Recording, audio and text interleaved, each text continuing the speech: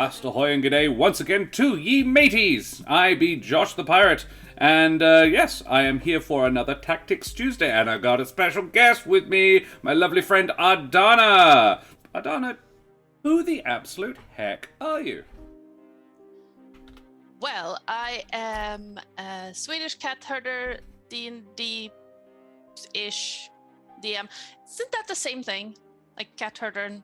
Yeah. It's very similar, yeah. And I sometimes stream games on Twitch. That's basically what I do. Yes, and that can be found over at twitch.tv/Ardanna. Until very recently, she herded me on Friday evening. Jolly good fun. Perhaps soon again. Maybe. Yeah. And I be Josh the Pirate. You can find me here on my channel, Corsair's Cove, where I play D&D and talk about RPG systems, and I'm in the process of building my own. And to that end, I am investigating other systems, so I can see how they did it and how, like, interesting things to maybe steal. And when Ardanna mentioned that she snagged a copy of Shadowrun, I was like, ooh, tell me about it. It's cool. It's pretty cool. Yeah. All things cyberpunk. Yeah. And so we're actually running as a Shadowrun stream, which I think is possibly a little bit misleading. We are talking about Shadowrun. We're going to look into character creation, do what I normally do, and I find the best way to get your head around a system is to build a character for it. And that way you sort of have to get your head around all the different moving parts, or at least a good portion of them. And this is 6th world, which is 6th edition Shadowrun, which is apparently simplified. I was like, really? Doesn't look simple. This is going to be one of the more complex ones, but I am up for it. I do need to mention a few other things first. Before we begin, though, we need to talk about Ukraine. Because Ukraine and the Ukrainian people are having a bit of a shit time right now due to imperialist ambitions for Russia. So, the link in chat is for the Emergency Action Appeal. It's a group of Australian charities that have come together, and they're raising money for people who've been displaced by the war in Ukraine. Over 11 million people have been displaced, and over $4 million has been raised to help them, which is quite a lot of money until you realize it's about 30 cents each. And all of a sudden you're like, oh, okay, that's not as great. You could probably help quite a few people with that amount of money, but nowhere near 11 million. So a little bit more would be great. If you do have any digital pennies in your wallet, please consider throwing them that way. It would be bloody awesome of you. Other than that, we need to talk about Wooten Forge. We have an affiliate link for Wooten Forge, so that you too could get your hands on some beautiful wooden tabletop accessories. They are absolute legends over at Wooten Forge. Aaron and Nate, they support the community that supports them, and I recommend them highly. They create some marvelous handcrafted wooden tabletop accessories using Australian and exotic hardwoods. They're a WA-based company, and I'm a WA-based streamer, so it's super cool to have that local business supporting you. They're also donating donating a prize for our International Talk Like Josh the Pirate Day stream, the charity marathon we will be having on the 18th and 19th of September. I also got an email this morning from Roll With Advantage, the dice company. They are also giving us some prizes to give away as well, so I might just throw up that link. Roll With Advantage. They are also splendid people.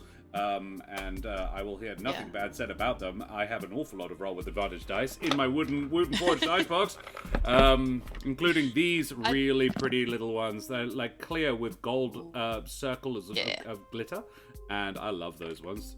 They roll quite well as well. They were Ada's dice. They were the ones I used for Ada, and they roll upsettingly well. Yes, they do. They do. I talked to the guys from Wooten Forge as well, and they were like, well, if you ever want to buy something, contact us directly, because international shipping through their website is atrocious, but if you talk to them, they'll probably be able to fix Aaron and Nate, Wooten Forge and an elderberry in chat. And we are going to be having both of them in the stream as well, in that charity stream. They will be coming along and streaming with us. Nate is a bloody good DM, and it's wrong what the people say about him. We also have to thank Sirenscape for our music this evening. I Yeah. don't know what people say about him. It's probably right, actually. Nate is a lovely guy. And I played with him recently on Eldritch Scribe, but he's a good player as well. It was a weirdly good group. Like, none of us had ever played together. Like, I DM'd for Nate and Dez, and Nate had DM'd for me, and Dez had obviously DM'd for all three of us at some point or another, but we'd never actually all played together with Dez as the DM. In fact, Nate and I had never played together at all as players, and neither of us had ever played with Raph. And we just gelled really well. The three of us had three characters that worked like very different people, but worked very well together. And it was a really nice dynamic. And we were just like, every now and again, you just get lucky and you find 3 or 4 people that work really, really well. Very complementary skill sets, good complementary play styles. And it was just good. It was fun. It was good. And I enjoyed it. I had but a that's similar. over as well. Sorry. Oh, no, yeah. I had a similar experience with the Curse of Hearts game. Yeah. Because that was the first time my partner was ever on the stream. He had played with Maria and Terrace before, and me, of course. And I mean, you and Dread have played before. But I like my partner the whole time after was like, that was so much fun and it worked so well. And was a really good game. A splendid it time. was. I love seeing the way. I love seeing how new people interact. I drip feed them into my in my main campaigns. So with Midnight Madness, Row has recently been added in, and I love. The first few sessions, I always like, okay, how do they react to this stimulus? And it's like a doctor poking a spider with a stick, you know? And it's just like, what do you do now? And I'm like, ooh, that's different. That one doesn't like that at all. Or, oh, wow, that one really enjoys this thing. Okay, let's keep doing that. That's what happened with Jude really early. AJ just loves trauma. And we're like, okay, well, Jude trauma is very easy. She'll normally do it to herself. I don't have to do shit. The first few times, she was just like, I've decided that Jude has bad memories about this particular element. And I was like, okay, I didn't do that. You did that. But cool, all right. But I love playing with the disadvantages. Like, I rolled up a character. My cleric has a -1 dex modifier. And she walks around in scale mail. So she's very clumsy. She's Clank, also clank, 5'5". So... Alrighty. Yeah. Well, let's get into it then, shall we? Let's have a look. So, yes, I have had a bit of a look at the book, but I don't know a ton about it. I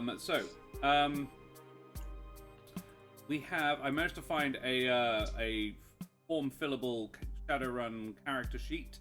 Looks like it'll do the job. And that's up there on the stream. But we've also got the book. So character creation it's spelled out for you, real simple. You've got 6 steps: defining your role.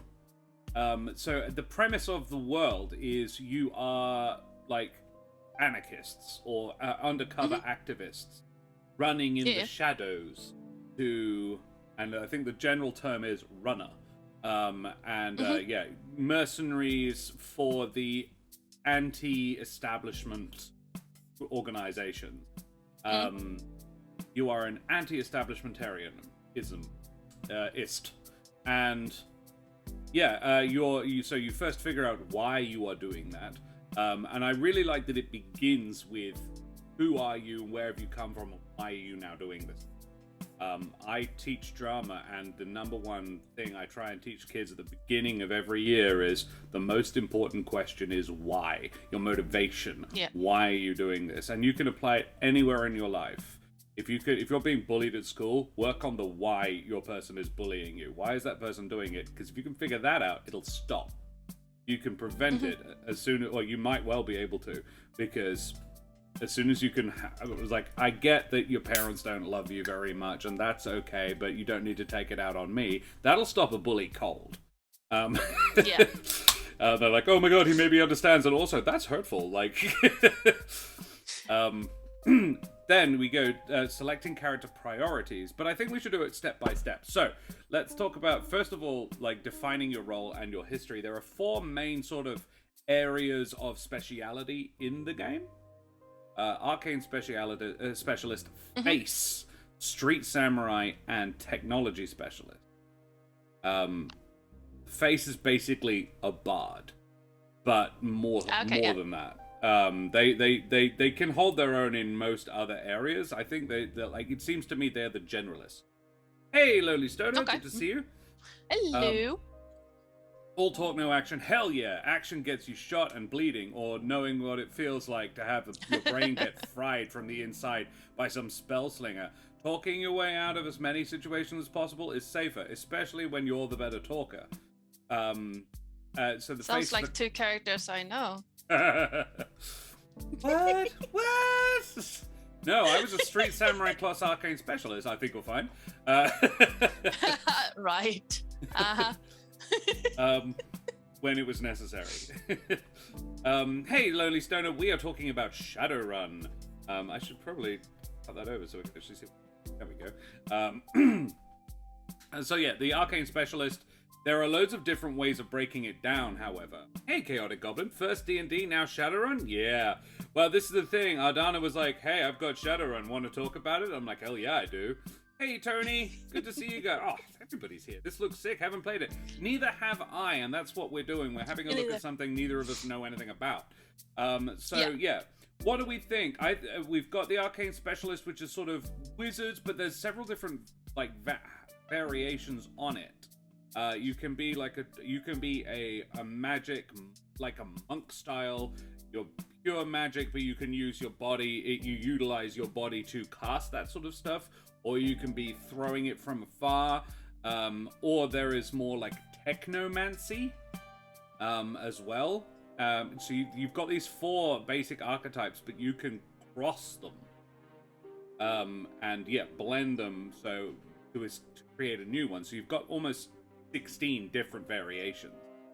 You can go a pure arcane specialist, or you can cross technology and arcane and become a technomancer. Or there was one that really sounded pretty cool, a dronomancer, where you take command of various drones and vehicles with your brain. Then there's street samurai, which are basically just a fighter. So at the core, it's a tech specialist would be an artificer. Then the face would be a bard.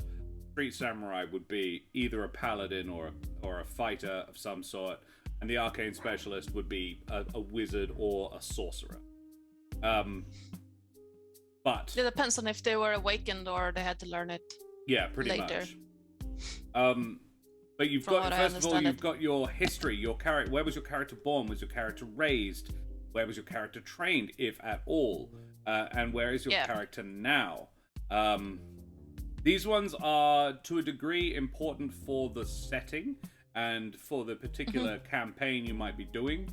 And how does your character feel about the darker aspects of the world?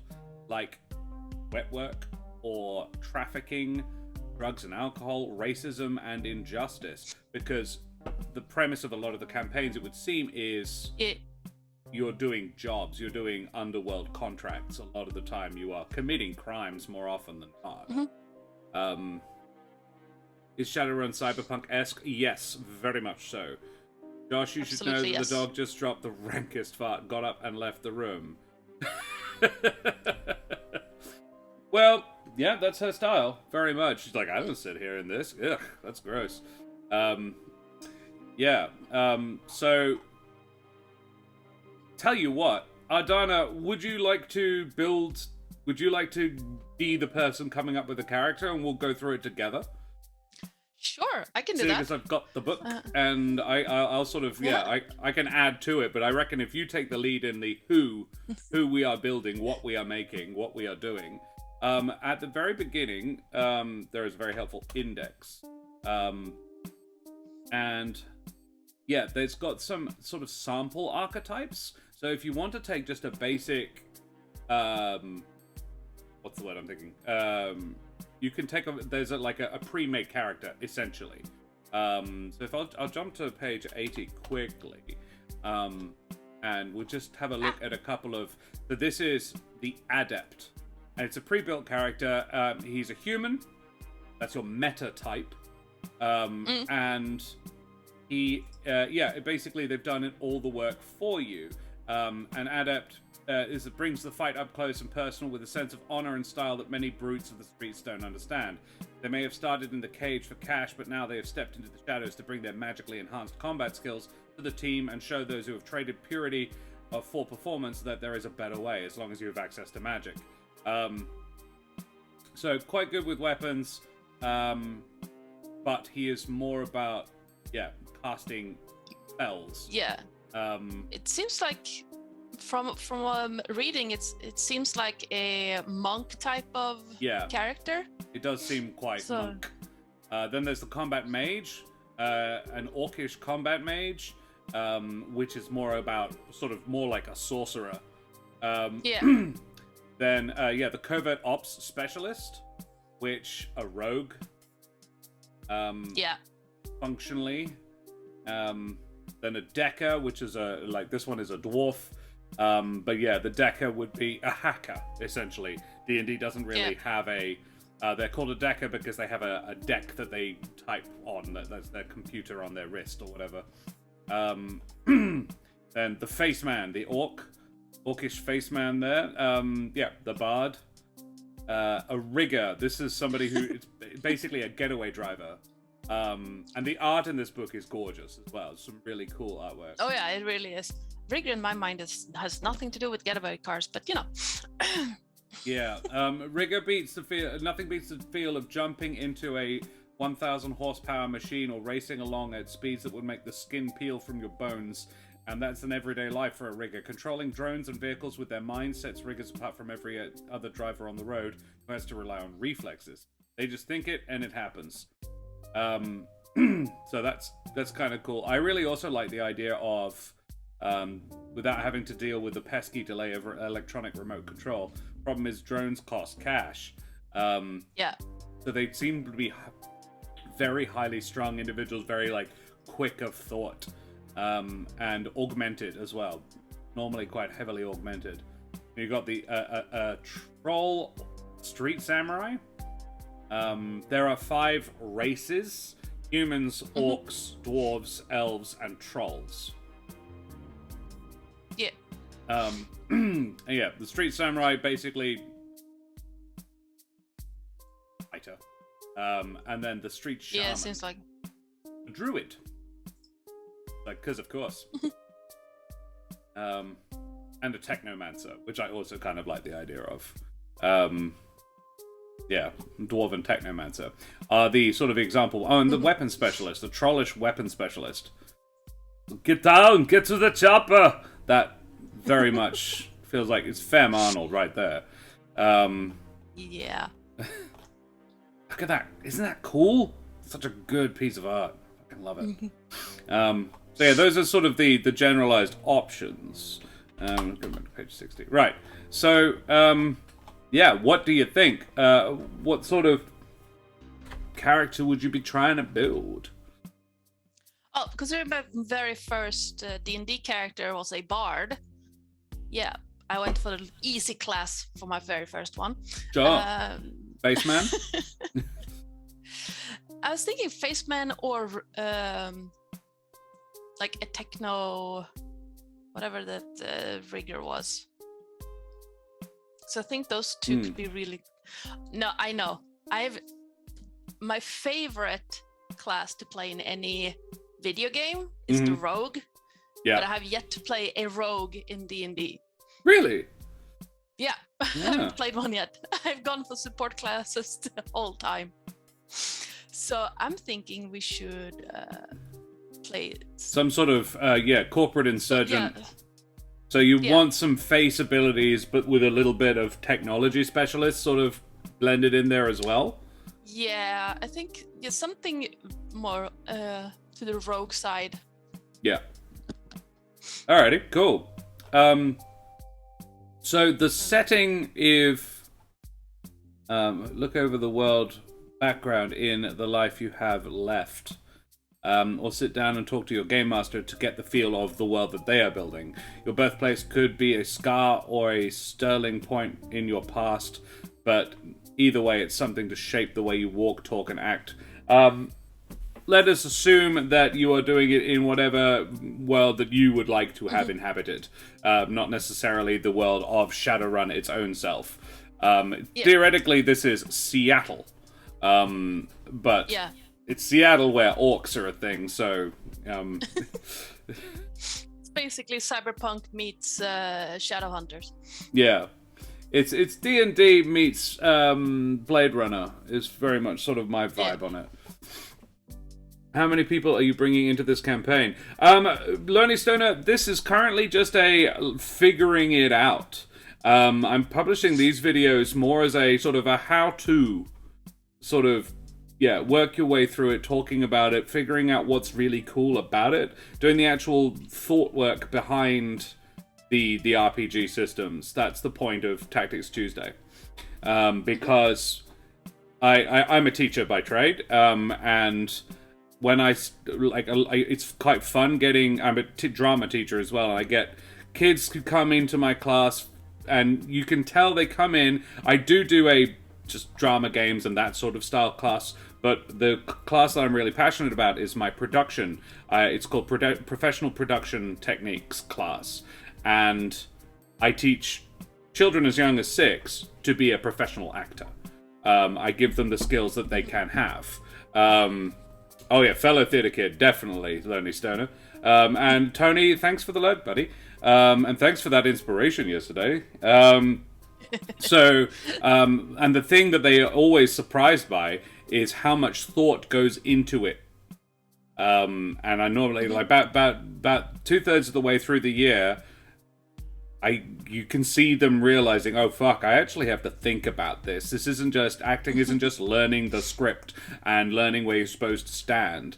There is so much prep and thought and, okay, why do I need to know that about the character? I'm like, because otherwise it doesn't look like you're playing a character. It looks like you're saying a script. And that's two very different things.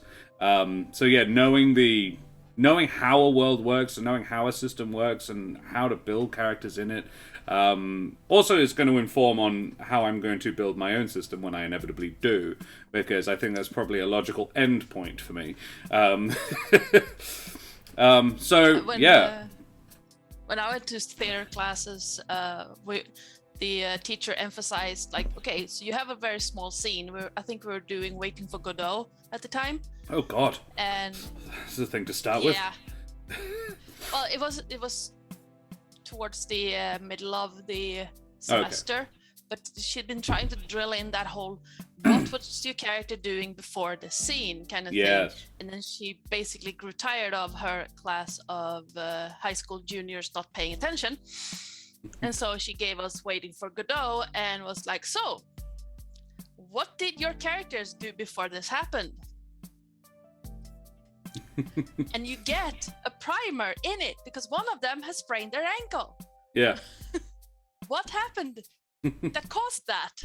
So we had to come up with all kinds of weird stuff before it, and then when it ends, it's like, okay, so why is Godot not showing up? What happened to them? Chaotic Goblin, have you done a White Wolf campaign? As in Geralt of Rivia? Because I know there is a Witcher RPG and I haven't looked at it yet. I opened the book and I was just like, well, this is just going to be a bunch of people who want to be a Witcher. When in fact the Witcher class, from what I could tell, wasn't very good. What you really want to be is a wizard in that game. I mean, if you want to play a Witcher, pick up D&D. Yeah, this is the thing. I'm just like, pick up a decent ranger class. Blood Hunter. Blood Hunter is, Yeah, Blood Hunter or Monster Hunter Ranger. Yeah. So, where would this character have been born? We'll sort of... well, first of all, let's talk about a name. Name and a primary alias. I usually suck at names. It's like either I normally use either someone I like or admire, online, and I just tweak their names slightly to fit what I'm using, or I use fantasy name generator. I really like your the Gerbine rogue you taught the Gerbine. Yeah. Was it rogue? Druid sailor. Druid. The Gerbine druid you were telling me about called Errol. And I was like, oh, Yes. of course, Errol Flynn, yes. Yes. So good characters from cyberpunk settings. I mean, Tony has one. Oh, Torque. Torque Bandahar. Torque. I like that as an alias. Torque is a good because they're a talker. Yeah. Oh, that's very good, Tony. All right, well, I there's love that one. Yes. Torque. Yeah, Torque is the Fucking done. Torque is the alias. yes. And I want to call them because Cyberpunk 2020 whatever 2077 has Keanu Reeves in it. So let's call him Reeves Bandahar. Yes, that works. Reeve I haven't played Bandahar. that yet. Mostly because disposable cash is not a thing I have. I know, right? I have so many games I want to play, but it's like, can I justify it? No. I basically have it set in Steam to my wish list, and the next time I see it for under 50% off, like more than 50% off, Neo Bandahar, yeah, that's essentially what we're doing. Reeve Bandahar, aka Torque. Torque is a good name. I'm fucking keeping that for something else as well, but the thing is, I normally do these, and we normally finish ending going like, well, I've got to play this character now. Yeah. And if they have that name, they have to be the getaway specialist. They do, don't they? Yeah. Because either they talk their way out of trouble or they just hit it. Yep. Excellent. So I'm thinking face with like... Face with a bit of rigor. Yeah. Cool. Because no one expects that one to backstab you. No. Well, let's leave the whereas your character born, raised, and trained. I don't think that's pertinent to this particular exercise. But where is your character now? Think about why you run in the shadows. Is it rush? Is it cash? The only choice you have? Is it revenge? Is it to impress someone? Fight the man? Is it to regain your favor of your corporate masters? Is it to bring down the mega corporate machine? Take a little time, think about that. You've got a job to do. When one of those jobs comes around, that is right up your dark and shadowy alley. How far will you be willing to go to see it succeed? White Wolf is a publisher. Werewolf the Apocalypse, Vampire the Masquerade, Mage the Ascension. I have never played any of them. I know of, obviously, Vampire Masquerade, and I know Joe's played Vampire Masquerade. Yeah. I played... Oh, how long is that ago now? 18 years ago now? Wow. I was 18. I was senior year in high school. Yeah, I was just thinking, I was like, don't make too many surprise noises, Josh. You're the same age. Yeah.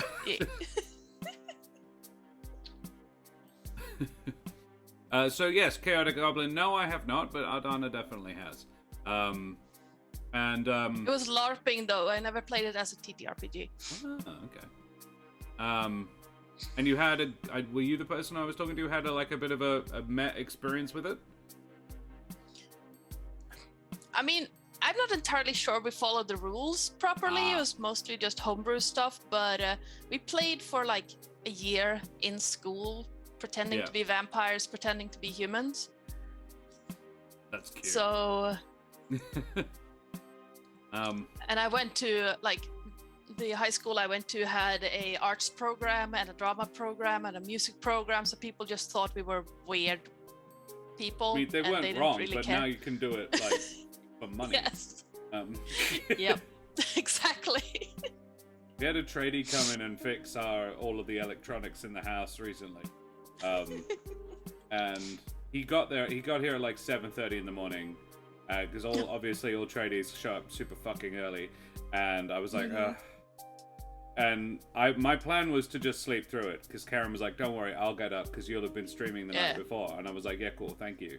And about an hour later, it became very obvious that I was not going to be able to do that because he was repairing the light switch outside our fucking bedroom and having a conversation with his apprentice and my wife. And I'm like, ugh, fine, I'll get up. So I got up and was having a breakfast wrap, and Karen and I were playing a board game called Tang Garden, which is an absolutely gorgeous game that I backed on Kickstarter. And so I'm sitting at the dining table playing this game in a bathrobe, having a breakfast wrap, and he's installing the new oven, and the new oven is less than 2 meters away from my gaming rig. And he's like, that is a beast of a computer, my friend. And I was just like, I need it for work. And he's just like, why do you need, like, I have a 52-inch plasma monitor as my tertiary monitor above me. He's like, well, why do you need that for work? And I was just like, oh, I stream. And he's just like, oh, really? And I said, yeah, I stream board games and D&D and stuff like that. And he's just like, that's cool. Do you make money off it? And I was just like, yeah, some. And he was just like, that's awesome. And I was just like, yeah, I play board games for a living. And he's just like, I am super jealous of that. And it's like, I'm here at 8:30 in the morning installing someone's oven while he sits there eating a breakfast wrap, playing a board game for money. And I was like, yeah, in my bathrobe. Yeah. Oh, speaking of fun games, I got this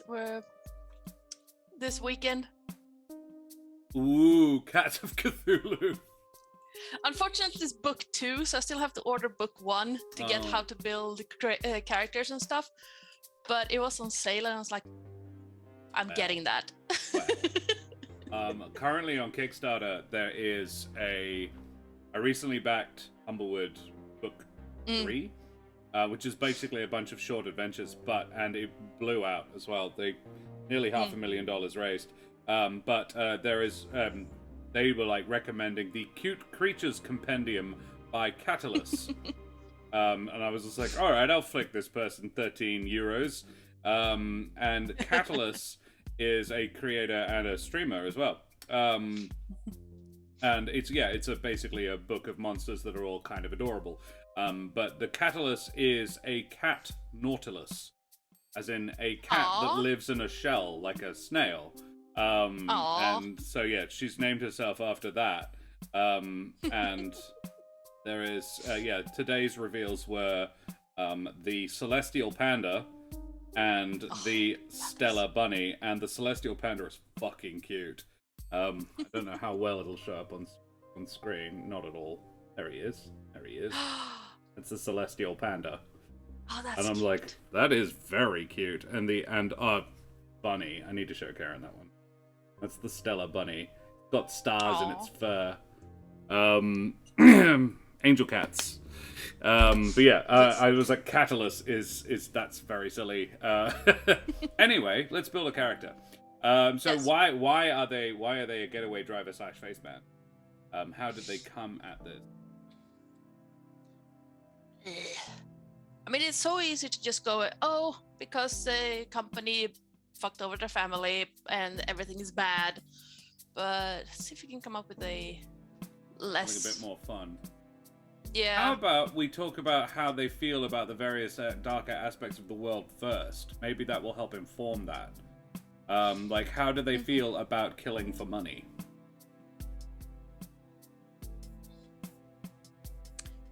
I'd say that they... Or even killing in general. Yeah.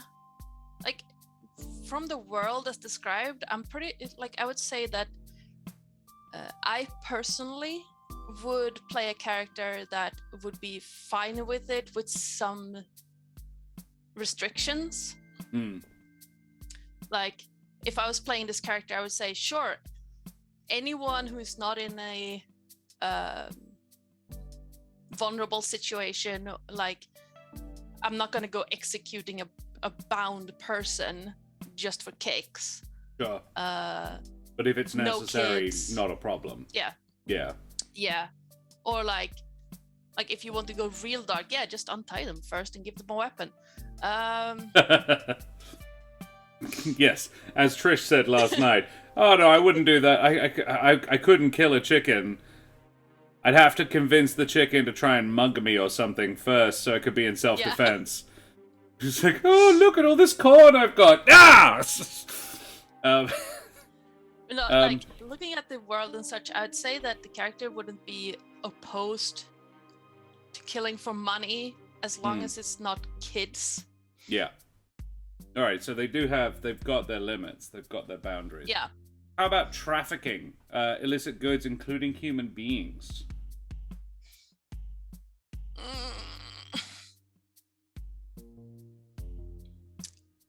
Again, personally, that depends on the campaign, but I would be like, this is the trick. As a home game, not a problem, but as a DM for a live stream, I straight up wouldn't do human trafficking. No way. No. Goods, okay, fine. Goods I would be fine with. Yeah. But if you're in a home game and it's no holds barred, fine. Yeah. But as long as you tell everybody what's going on first, like... Exactly. Like, if the whole table is fine with it, sure. Yeah. In a streamed game, no. Goods, any form of goods, like objects, not living beings. Yeah. Which leads us neatly to drugs and alcohol. I would be fine with that. Yeah. And we're not talking about casual use here. We're talking about is involving your character in the world of drugs or taking their use of alcohol to an extreme. Addiction is a serious issue, and while it comes into gameplay as a set of rules, numbers, and possible penalties, it exists in the world as a real struggle.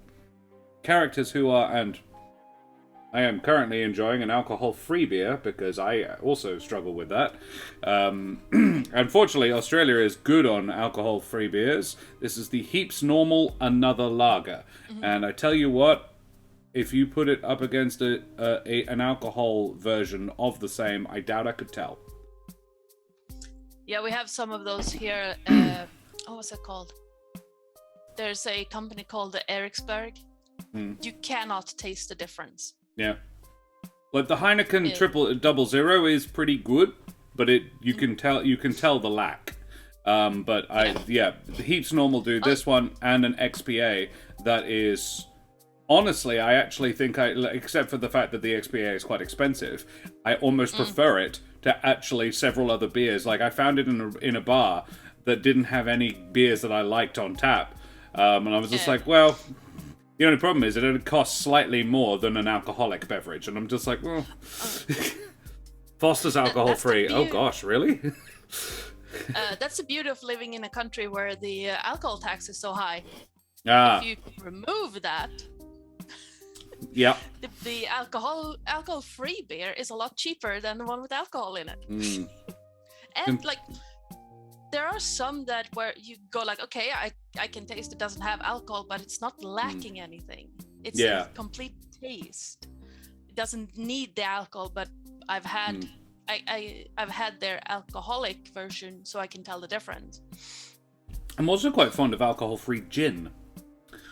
Which does seem sort of pointless, but it's actually very nice. Gordon's does a alcohol-free Gordon's, and so you're getting the botanicals and the flavor, and you throw in some tonic and ice, have it just the way you normally would, and I was like, this is actually a very pleasant alcohol-free beverage.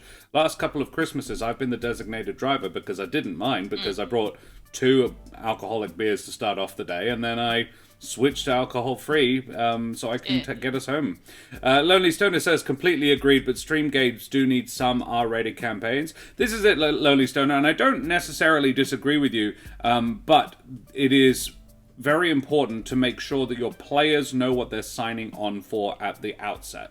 So you don't, like, upset... You don't want to upset people. Hey, Aaron. Nice to see you, my dear. I get where you're coming from. Yeah, good. No, this is it. I wasn't saying you wouldn't at all there, Lonely Stoner. I was just like, yeah, like, definitely, and heck, I mean, my Strahd game is starting to get a bit messed up. Horror is I'm a little bit. I'm good at body horror. Corsair's Cove, you just need to taste jewel must. Ooh, jewel must. Tony, absolutely, you have to. It's really, really good. I think Okay. IKEA might have some. I will look. It's not the best type you can get. Is it? IKEA, It's an alcohol-free liquor? Yes, it is. I will go because I live only about 20 minutes away from the largest IKEA in the Southern Hemisphere. I mean, I'm not too fond of, advocating for IKEA with the current climate because they refuse to close their stores in Russia. But hey, look. Nobody's perfect, even IKEA. Yeah. Exactly. It took me so long to realize why their colors are blue and yellow. It was only like last Christmas when I was IKEA Santa. At said largest IKEA. And I was just strolling down the corridors and all of a sudden I went, blue and yellow, you fucking moron. They have a lot of nice never stuff occurred to me. For like Swedish traditional Christmas meals. Oh yeah. And well, I say nice, but there you can get better stuff here, obviously. But they have some pickled herring. There's pretty nice, usually, and they normally have their own brand julmust and stuff like that. Interesting. Highly recommend. I've never bought food at IKEA. I thought I probably bought some dames or diems or however it's pronounced. But yeah, I don't normally go to IKEA for food. I have eaten there, but I was just like, why go to a furniture store for that? But like, I have friends who just go there to hang out. Right, the Surströmming is great. Okay, I'll bear them. It looks like I'm going to have to go shopping. Yeah. All right. Anyway. Yeah. If so you get trafficking Surströmming, of stuff. do not open it. Yep. Don't if you open get it. Don't open it indoors. Okay. Just so don't. drugs and alcohol and sex with women. Okay. As in addiction is really what we're talking about. How are they about addiction? Do they have any? Do they have any interest in it? Do they have any bad experiences in it? I mean, considering the setting, and if they are a getaway driver, I'm going to say that they might. I feel like maybe a smoker.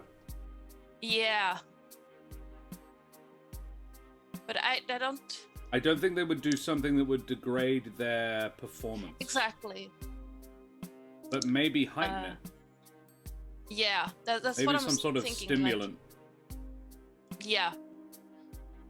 Be it like an actual drug we know of, or like this Crazy is a fantasy cyberpunk drug. reality. Yeah. Yeah. Like something that works with their implants. Yeah, like maybe you get a jolt that gives you an adrenaline spike or something like that. But yeah, something like that I can imagine.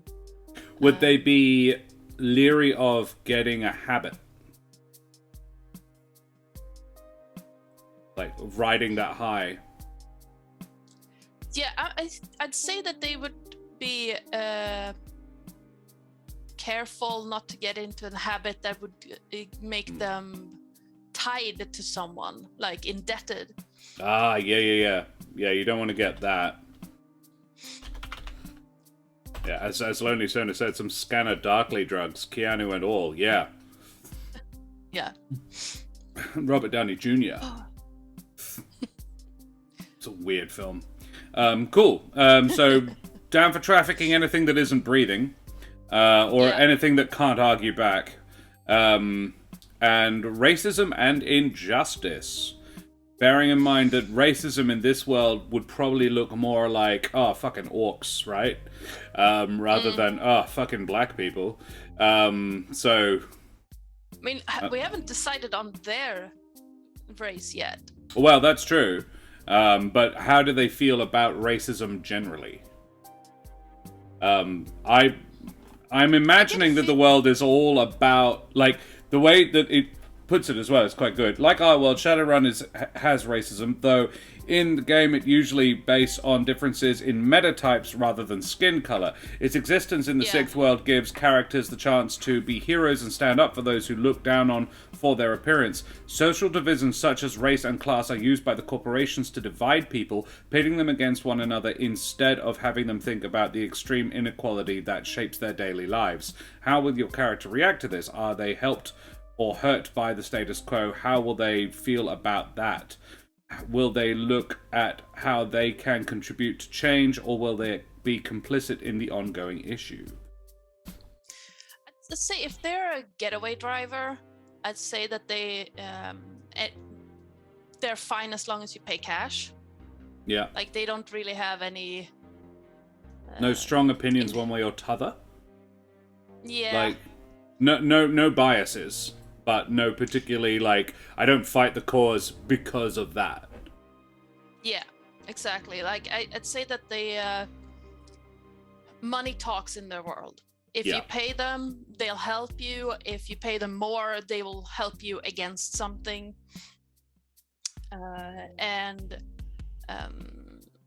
Oh, yes, absolutely. Have you seen the anime Black Lagoon? No. It's basically about a crew that works out of a pirate, modern pirate harbor, and they, what's that called? They are a freight crew. Oh, cool. Yeah. So they basically run no questions asked. Smuggling? No, transportation, smuggling, legal, illegal, anything that you pay enough money for. Yeah, right. So I'm thinking this character would be something similar. Yeah, cool. So you can't have biases if you're gonna run an operation like that. Yeah, sure.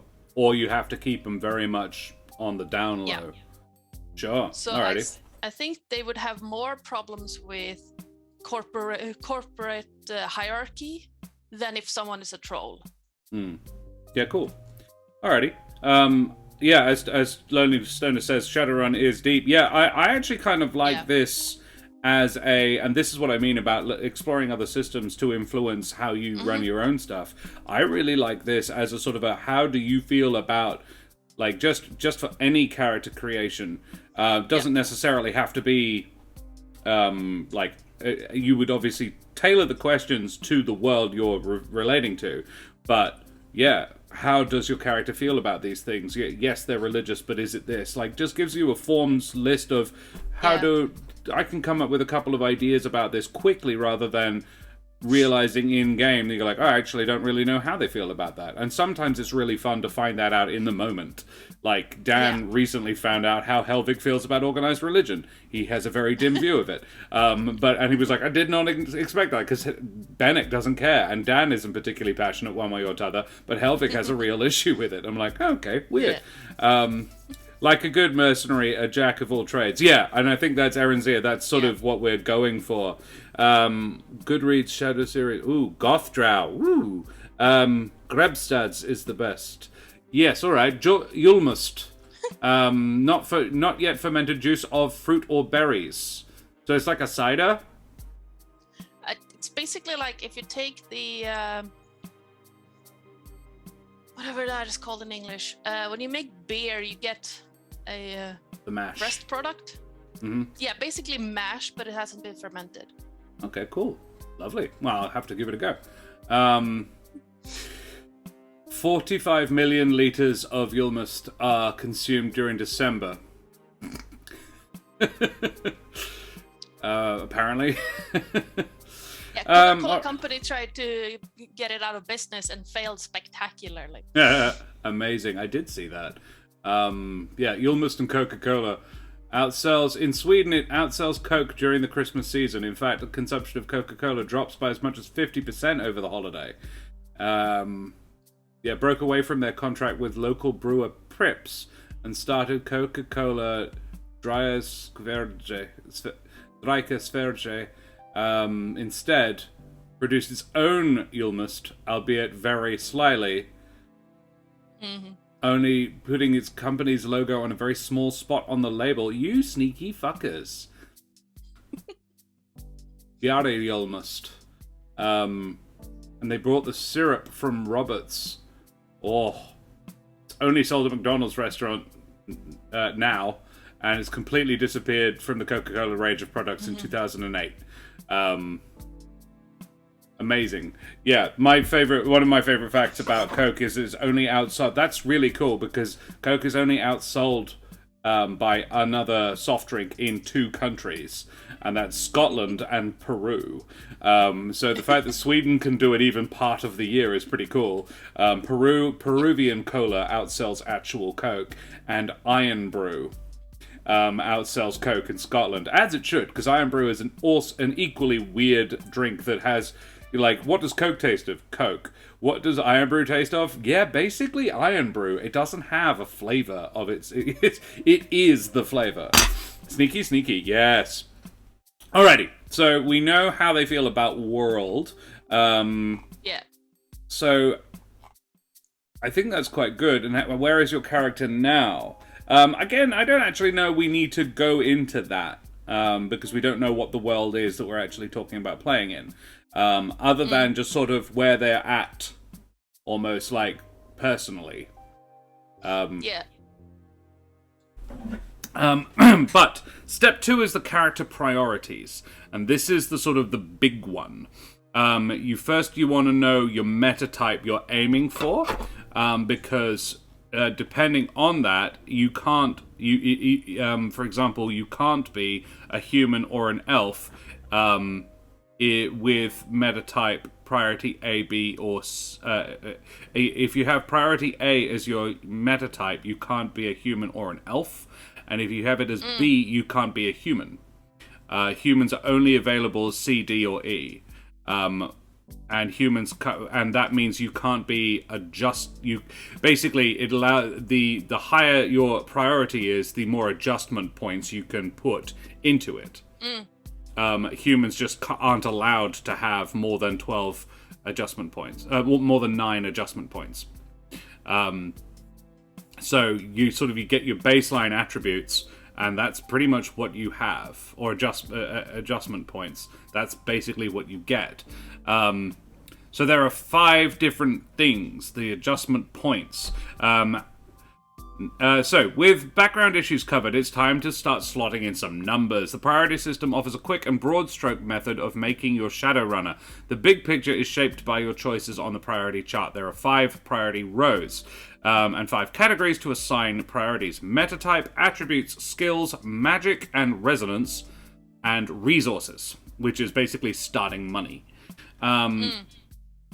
Give 1 priority to each category, pick 1 option in each row, and only 1 per column. These choices give you the basic components of your character. Selections don't need to be made in order. Choosing what's most important to you first or least important to you first are equally valid options, and adjustments may need to be made as you progress. We present them in the order we have them on the chart, but you can choose them in any order your remarkable heart desires. And I love that phrasing. It's like, you can choose them in whatever order your remarkable heart desires, you bloody legend. It's very me. The orange drink that doesn't taste like orange. Exactly, Aaron, yeah. And Scotland has so many variations on it. There is blue Iron Brew with vodka in it. It's a very popular drink, and I'm just like, why? What is this? Iron Brew is really good for a sore throat as well. If you've got a sore throat, I recommend popping an Iron Brew. I lived on that shit while I was doing a pantomime in Scotland. Alright. So, meta-type adjustment points. Now you know what you want to do. Let's decide the wrapper you're going to toss on. Shadowrun is a mix of high fantasy and dystopian cyberpunk, the former of which means you've got some race options other than just human. Different metatypes are available at each priority with a variable number of points to used by edge, boost specific attributes, and for that metatype, and or enhance magic and resonance. So your abilities can be tilted by these things as well. Certain metatypes, namely humans and elves, don't appear in the highest priorities. You can get an overview of the metatypes on page 53, which is a little while ago. So the selection you make here is based not just on the metatype, but also the accompanying number of adjustment points you will use to increase the values of certain attributes. Adjustment points are used to modify magic resonance, purchase edge, and enhance special racial attributes. Each metatype, except for human, has 2 or more attributes that can be outside the base 1 to 6 range. These are the special racial attributes, and they can be increased with adjustment points from this column. The edge attribute deserves some special attention. Edge can be extremely valuable, helping snatch victory from defeats. Points to increase edge come from here, so take advantage of it. For more information on edge uses, go to page 44. There is a lot there to unpack. But then attributes. As described on page 37, attributes fall into 3 special groups: physical, mental, and special. All characters begin with 1 rank in each of their physical, mental attributes without cost. Baseline attributes start at 1 and go to 6. The range is modified by metatype and or chosen qualities. The metatype attributes table provides the range.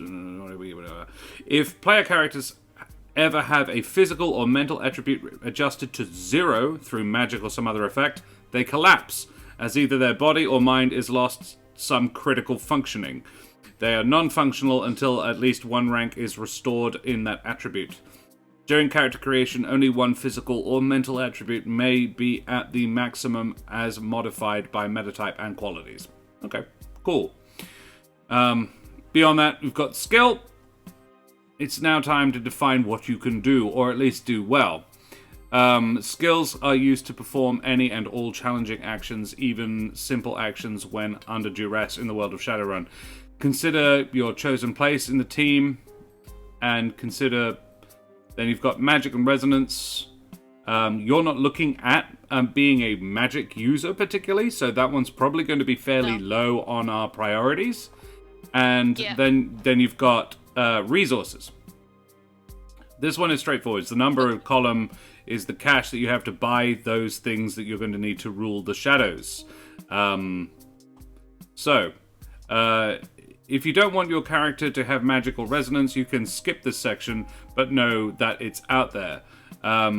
Everyone knows that magic and technology exist. Their views on opinions of it vary and contain different subject matter altogether. But that's work for another section. You choose whether or not your character will have magic or resonance attribute. You're not going to, so that makes things a little bit easier. So let us say that priority E, your least important thing, would be magic and resonance. So we have a mundane, basically. Yeah, basically. What meta type were you talking about? Did you want to be a human, an elf, or what? I wasn't actually sure. I haven't thought that far ahead. Fair. Having been thrown in at the deep end. There's a couple of examples that is quite good. Yeah. Tom and Alison are going to make characters in a game they'll be in together, so they want them to complement each other. Tom is going to be an elf spellcaster to take care of the magic side of things. Alison wants to make a human street samurai to bust suckers in the face. Tom wants to be an elf, so he can't take priority A from the metatype column because it doesn't have the elf option. A has the highest values in the magic or resonance column, so that's what he wants, because he's going to be a magic user, so he takes A for that. He wants enough attribute points to make his willpower and logic high enough to resist drain, and also have points spread around to other areas so he can be capable of running, dodging, and maybe throwing a punch. So he takes attributes for priority B. Priority C in skills will help him get the sorcery, conjuring, and athletic skills he wants, with some perception and other odds and ends to thrown in, while D in metatype will let him be an elf and give him a few points for edge and magic adjustment. That means priority E will be his resources, a mere 8,000 new yen. but Tom doesn't figure on spending much on gear, so his choices look like this. Magic resonance for A, B is attributes, C is skills, D is meta type, E is resources. Whereas Allison has different priorities. She knows her meta type column will be C, D, or E, probably one of the latter two.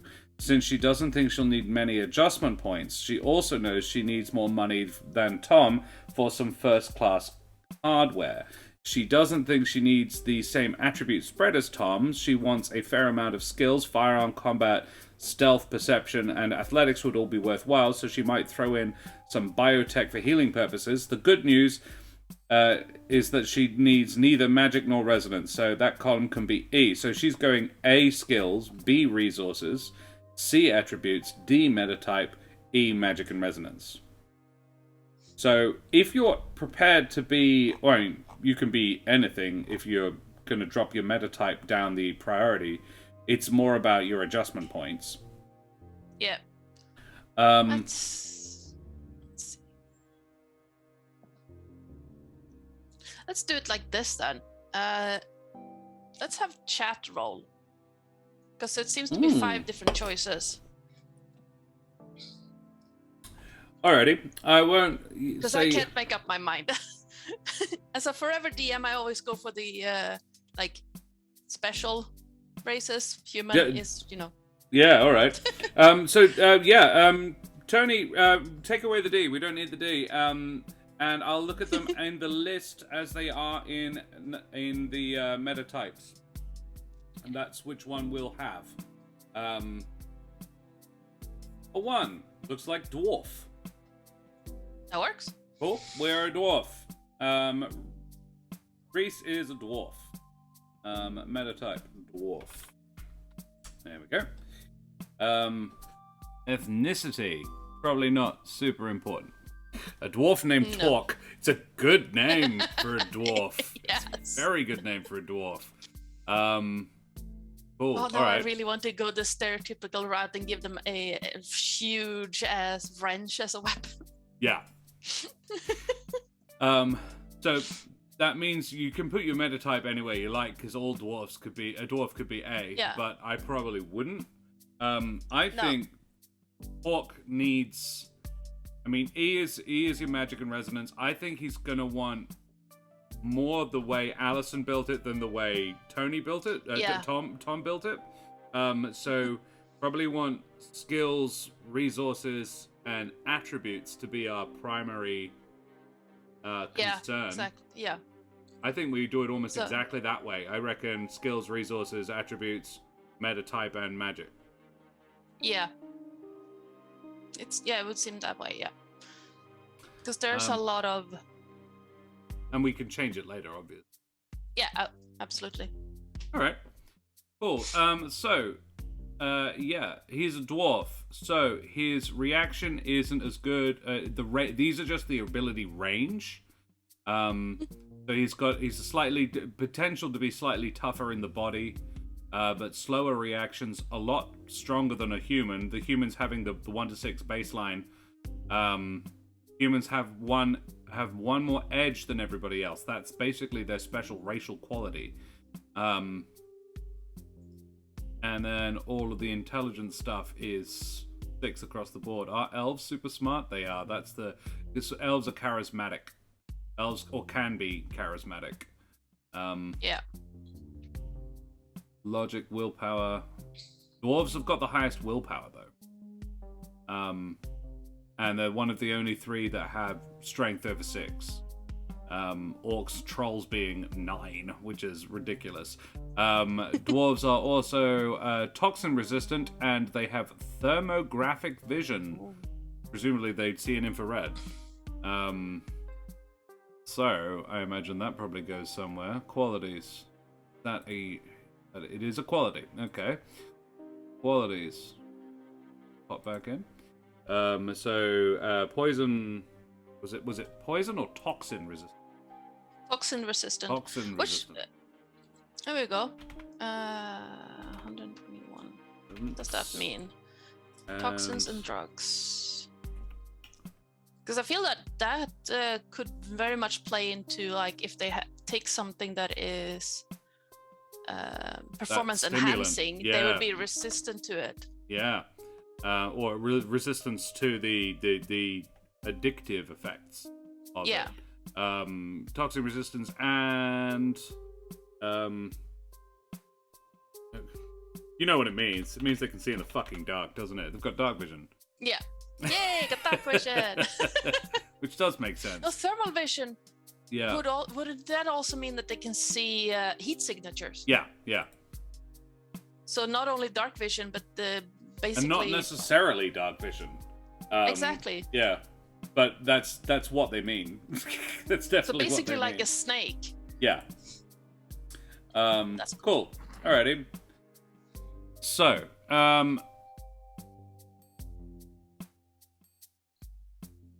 you don't actually put those priorities anywhere specifically. We just use them later. So let's make a note of them. So we are saying we get 32 skill points for skills. We get 275,000 resources. We are taking attributes as the third, which means we get 12 attribute points. And we have gone D, so we get 4 points, 4 adjustment points. Just is 4. And he is mundane.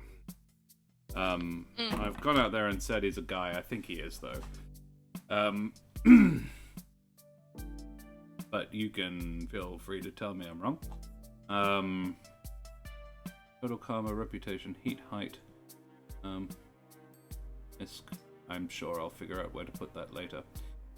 Magic resonance. Here we are, mundane. Cool. All right. So now we know, and knowing is half the battle. Resources. So select qualities.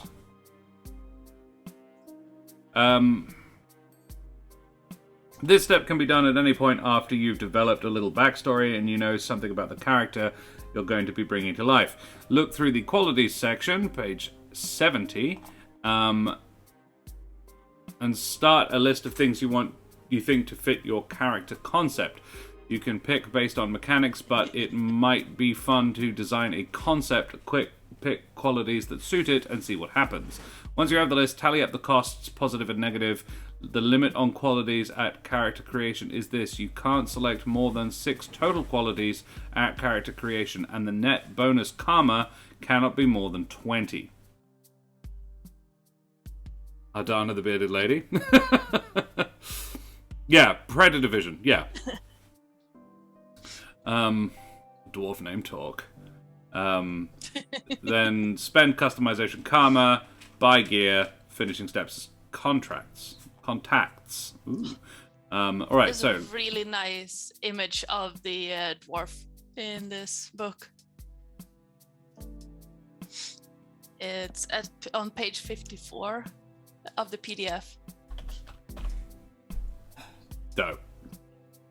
Yeah. Is that talk? That could be talk. That could be talk. I Absolutely. like that. Yeah. Let's have that. I'm melting. It's our mental image of talk. Yeah. All right. So these are qualities. Attribute and skill advancement. Here we go. All right. Current rank 5. Desired rank. Ooh, that looks quite expensive. Character advancement. Oh, that's advancement. Starting new yen.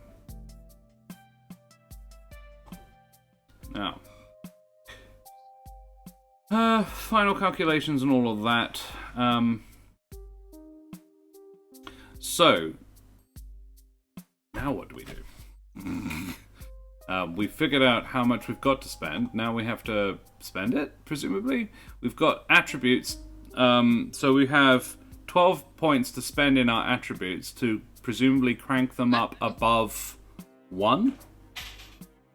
Seems like it. Okay, so I'm as someone who's looked into the 7C system, I think it's basically like that. You start with a set number. Everyone starts with the set number, and then what's that system? Through the breach. Oh yeah. You put your points where you want them to fit what you want your character to do. Yeah. So let's see, we have that. I don't have that fillable sheet, so I don't really know what it looks like, but... The qualities. See if Qualities is something totally different. And has nothing to do with... Yeah, qualities have nothing to do with any of the other things we've done so far. Which is frustrating, because now it means I don't know.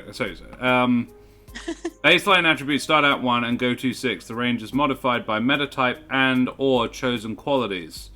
So your qualities can affect that.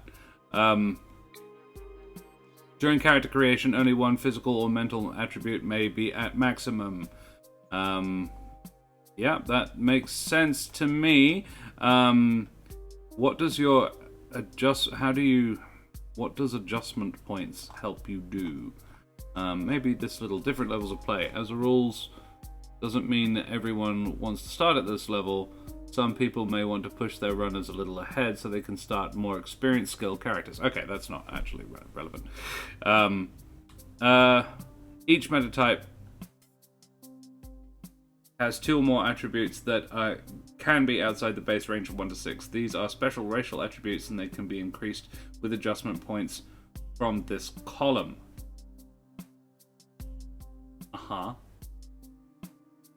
Edge can be extremely valuable, helping snatch victory from defeat. I think I'm just going to have a quick look at one of the pre-made ones and just see. So, body of 6, agility of 2, reaction of 4, strength of 7. Seems like an awful lot when you've only got 12 points. But maybe they've got more. I think it depends on what... I haven't really seen how level progression works, but if you have...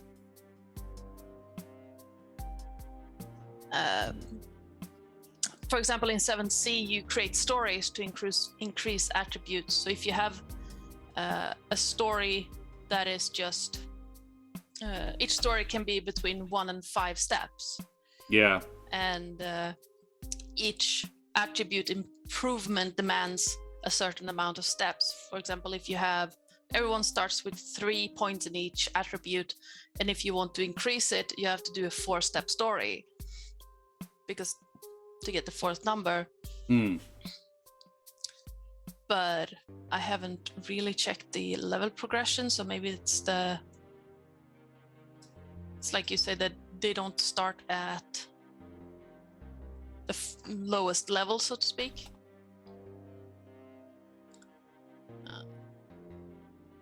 Maybe we should go to page 37, where attributes are actually described. Page 37.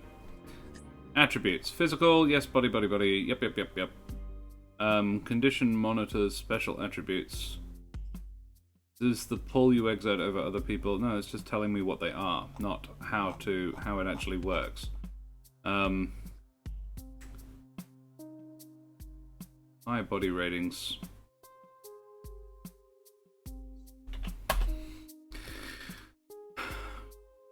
Okay, so it would seem that Homo sapiens are robusta. So, yeah, the implication is that they're all like elves, dwarves. They're all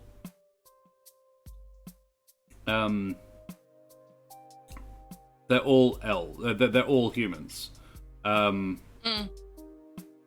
They're just slightly different kinds. Homo sapiens parmilonis is dwarves, and Homo sapiens nobilis as elves. Have low light vision, racial qualities, have low light vision, slender, lithe build, being attractive, and knowing it.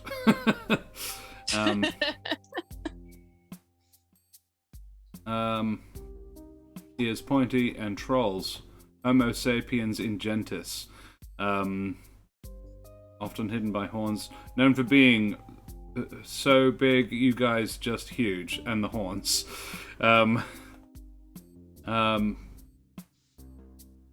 Okay. It didn't provide me any extra information either. Interesting, fun, but didn't let me know stuff.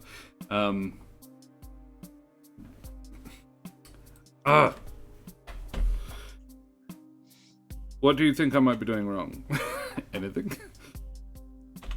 That I can't get my head around this. It's a bit strange. Like, why not just say that? Oh, add this to the list. Period. Yeah.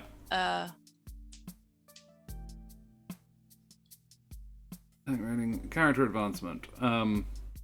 Karma cost 5 plus a new rank, specializations, knowledge skills, attribute and skill advancement. You have to have 5 points to increase it. Yeah, that makes sense. That all tracks.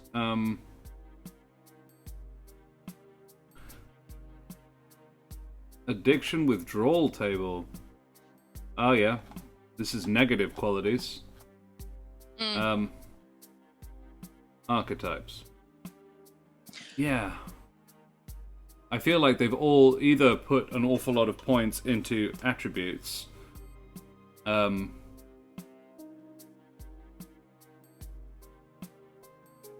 or I wouldn't be doing the attributes thing right if I tried, because like none of these have 1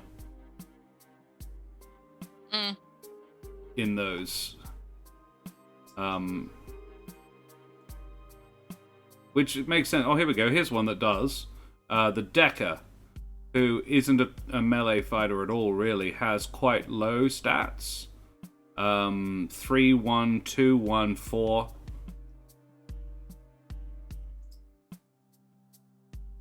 In the example one, where did Tom put his skills? His attributes. They both put attributes very high. Like, having good attributes, having high attributes is quite important.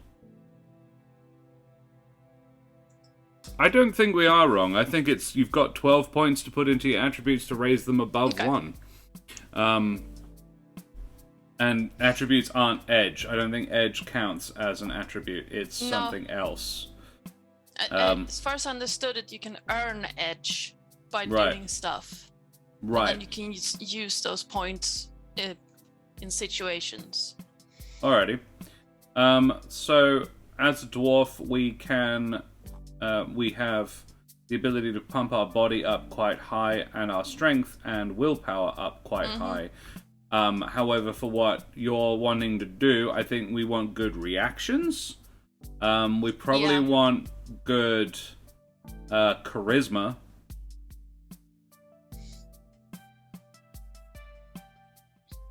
At least decent charisma. Yeah. So should we let's crank that to 4, putting 3 of our points in that. Yeah. Maybe putting 3 more in reaction to make them a good pilot and driver. Yeah. So putting that 4, that's half of them already, though. Yeah, let's see what they do for the rigger. Rigger has some nuts stats, though. I almost think we might have been wrong, and actually we maybe want to put attributes higher. Maybe drop resources and swap resources with attributes. Yeah. Because that would get us 16 instead of 12. Yeah, let's do that instead, I think. 1, 2, 0. Yeah. All right. To make waffles or not to make waffles, it's very, very simple. Always. I was treated to bacon pancakes for breakfast, Tony. To celebrate... Oh, yeah, fun news, chat. So we got into the New Jersey Web Festival. We're official selection for the New Jersey Web Festival. Yay. But this morning, or rather very late last night after I fell asleep, Karen learned that we also got a couple of award nominations at the New Jersey Web Festival, including Best Overall Live Stream, Actual Play Live Stream. Yeah, we're in the running against Paradise Productions and Sean O'Donovan. I'm like, that's pretty cool. I'm okay with being in the same list as Sean. We also got a nod for overlay design for Serum. So that's very cool. And there's one more, and that's going to be a surprise, and you'll find out on Monday night. I accidentally charcoaled my bacon that I had for lunch. Sad. I ate it, but of course, it was you don't know. tasty charcoal. But I had leftovers from yesterday, so I had a chicken burger with bacon. No bread, no vegetables, just a patty and bacon. As you should. No, that's... Yes. Yeah, otherwise you're doing it wrong. Yes. So we've gone and bought ourselves 4 more points there. We've currently got 10 left to spend. So I reckon agility possibly needs to be pretty good as well. It's not a typical dwarf. No. I'm looking at the stats for the rigor. Mm-hmm.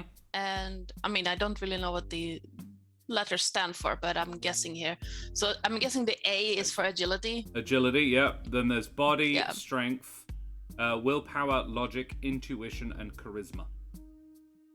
Okay, so the agility for in the rigor is at a 3, but they're also a elf, so it seems. Yeah, no, human with pointy ears. Okay, why not? Yeah, the pictures aren't always necessarily representative. Yeah. For the face, you've got an intuition of 5 and a charisma of 5. Yeah. And a willpower of 4 and a logic of 3. I imagine you can also crank this with augmentations and gear and, well, not gear, but qualities. Yeah. Like built tough is an orc trait that can crank your cranks your reaction. It cranks a couple of things up by 1. Low light vision. Slim sense vertigo. Ooh, sim sense vertigo and toughness. Yeah. And you gain languages as well. I'd say maybe a 3 in charisma. Drop that down a bit. So 2 more points. Yeah, maybe. Yeah, gives us another point. And maybe say 3 in intuition as well. Yeah. So being 4. able to talk your way out, but not being like a superstar at it. Yeah. That's 7 spent. I reckon body is con, and you should always have good con. Yeah. So maybe a 3 in that as well, just to make them reasonably durable. Yeah. Makes it 9 we've spent, giving us 7 left. Across 4 stats. So what we have left is willpower, logic. I don't think they necessarily need to be super smart. No. Maybe a 2 in logic. Yeah. That I'm leaves thinking they need to be more street smarts than book smarts. Yeah. I'd say. So yeah, intuition. Yeah. But not necessarily logic. I don't think the strength needs to be brilliant either. I don't think this is the kind of person who punches their way out of a situation. So let's say 2 there as well. Yeah. Which is that's a further pair of. So it's only we've got 5 left, and 2 stats to put them in. 3 in agility and 2 and I reckon crank the charisma back up to 4. Yeah. Yeah. Let's do that. And then put 3 in agility And that gives us 2 left, so we could also put a 3 in willpower. Yeah, let's do that. That sounds good. All right. That's not awful stats. No. Yeah. And we're not building a fighter. Cool. Okay. Then there are skills. I'm just seeing this dwarf standing on top of the seat of a car, just screeching in to save the group. Is logic equal It's to not my common car. sense?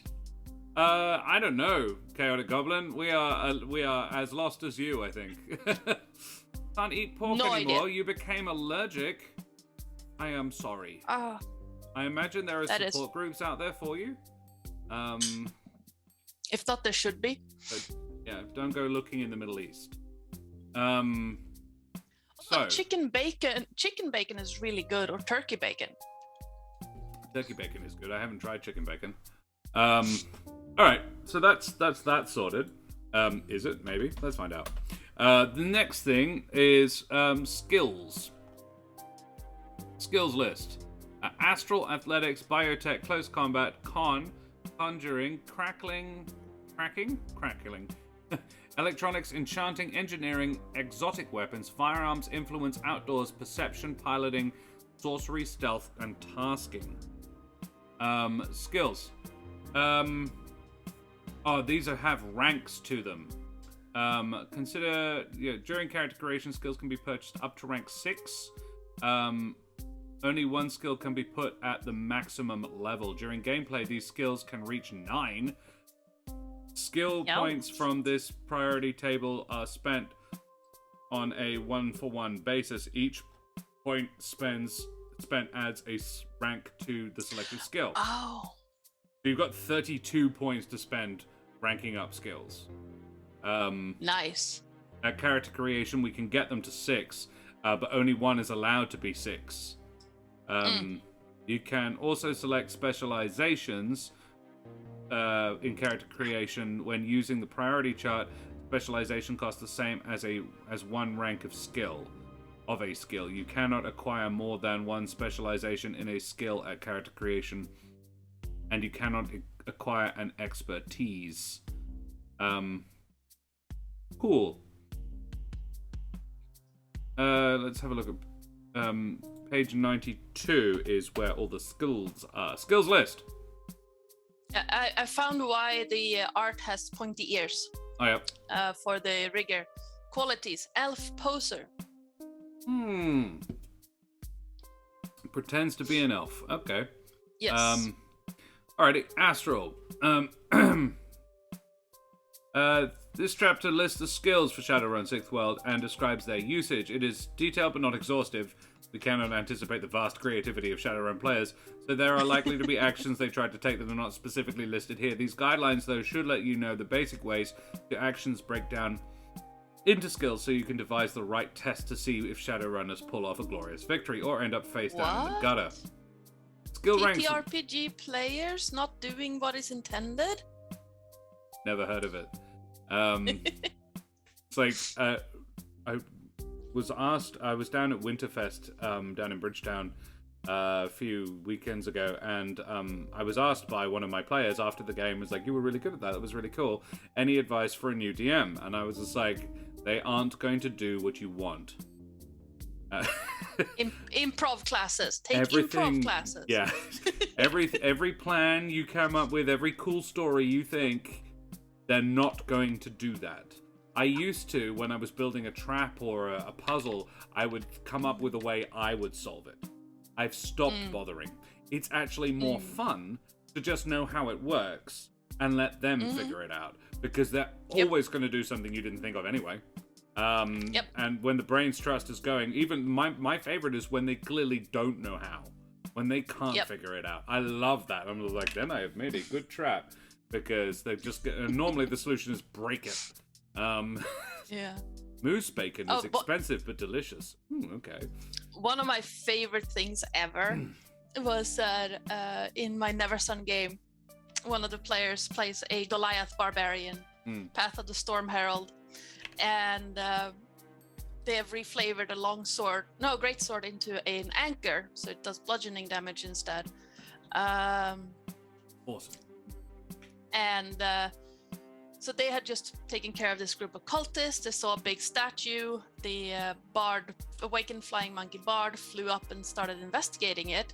And guess who plays that one? Just one guess. Just you played with them. Terrace. Yeah. Yes. So the Goliath walks up, grabs the anchor, and just smashes the statue. And then they start asking me questions about it. I'm like, you broke it. You already broke it. Yeah, and then I told them that these usually come in a pair. And they're like, oh shit, where's the second one? Alrighty, so skills. Skill ranks range from 1 to 9. Each skill description lists some specializations associated with the skill. When you have a specialization, you get a +2 dice pool bonus when rolling a skill test related to that area. Once a specialization is purchased, it can be turned into an expertise, meaning it gets +3 bonus. If you have an expertise, you are allowed to select a second specialization attached to that skill. Ooh, okay, that specialization may not become an expertise, and no skill can ever have more than one expertise and one specialization attached to it. That's very cool. I like that a lot. So, astral, for example, your specializations could be astral combat, astral signatures, emotional states, spirit types.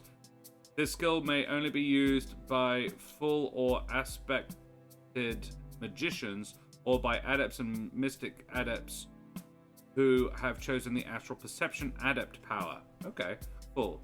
So it is primary linked attribute is intuition. Secondary linked attribute is willpower for astral combat. Okay. So you got the list: astral, athletics, biotech, close combat, con. That would be like convincing other people. Con is conning people. The key aspect of the skill is persuasion, where you act as someone or something you're not. So you definitely want to be trained in con. Yeah. Specializations: acting, disguise, impersonation, performance. And one assumes the higher trained you are in it, the more dice you get to roll. Yeah, it seems that way. The key aspect of the skill is persuasion, where you can act like someone or something you're not. Maybe you're acting like the long-lost heir of a portion of Dunkazan's horde, or maybe you're pretending to be a down-on-their-luck business suit looking to make a big score to launch them back to the top. Whatever the case may be, con is the skill you want to convince other people that you are something you are not. Tests involving con are opposed tests, and the target rolls intuition plus willpower, to resist on the con. Usually this is a simple pass-fail test looking at whether the character pulled off their con or not. Or if they scored a high number of net hits, the game master can consider it to be extra persuasive, making the mark an all the more willing participant. Okay. Sure. Yeah, absolutely. Con definitely that. Close combat, electronics cracking. In the Matrix, there are two basic kinds of actions: legal and illegal. Cracking is what you use for illegal ones. Okay. Cyber combat, electronic warfare, and hacking. Conjuring. You're not a conjurer. Exotic weapons, enchanting, engineering. I'd say engineering, yes. Yeah, automotive mechanic is one of them. Yeah. So that's a specialization. Yeah. Yeah. So I'd say because we want to be able to repair our own stuff without taking them into mechanic. Yeah. Or improving or stuff like that. So we're talking, I think we're talking con, piloting, engineering. Yeah, I'd say so. What's influence? There's stealth. Influence. What does influence do? Influence. Logic when making a clear argument, mainly in negotiations, could be This is a way of shaping the opinions of others along with con. It might be said that this is the more honest side. Okay.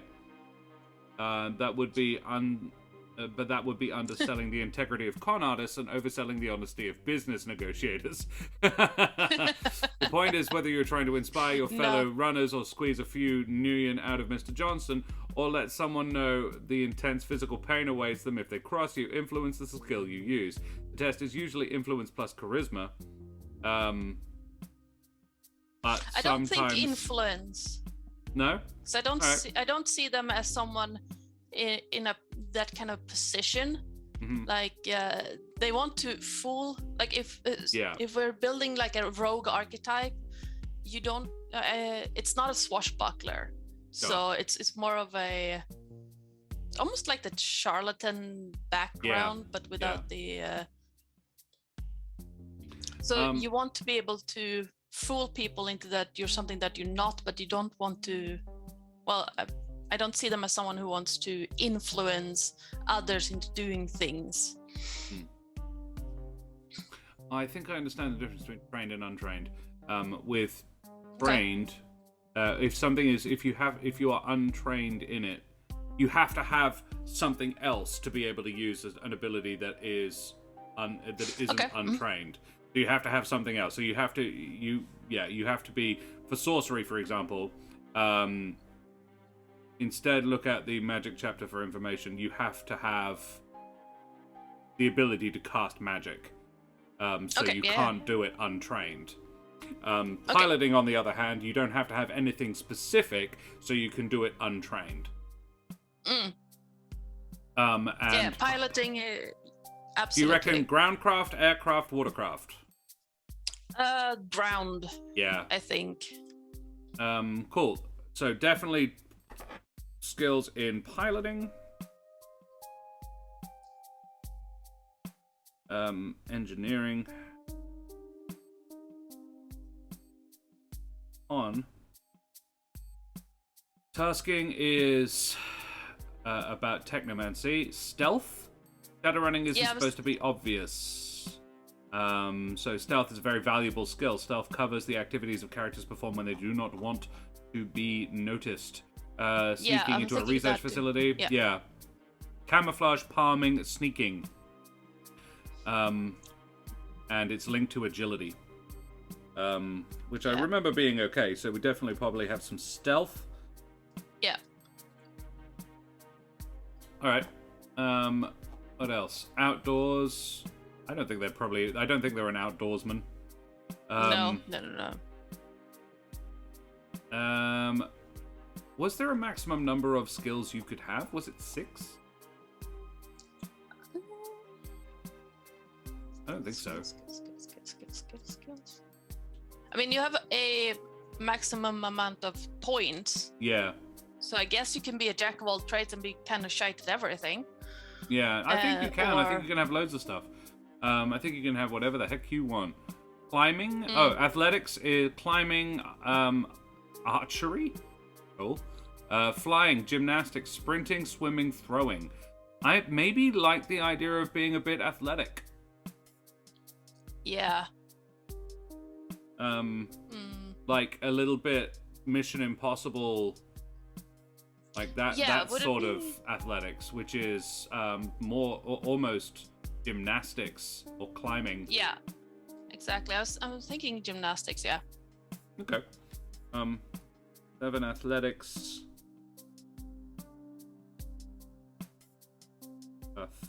Oh, there is a there's absolutely. Yeah, climbing is a thing. Yeah. Swimming, sprinting, throwing. So stealth, we were thinking. Piloting is ground vehicles. Yeah. If we were to take specialities in these, we don't have to take specialities in any of them. And athletics, we were saying climbing. Yeah.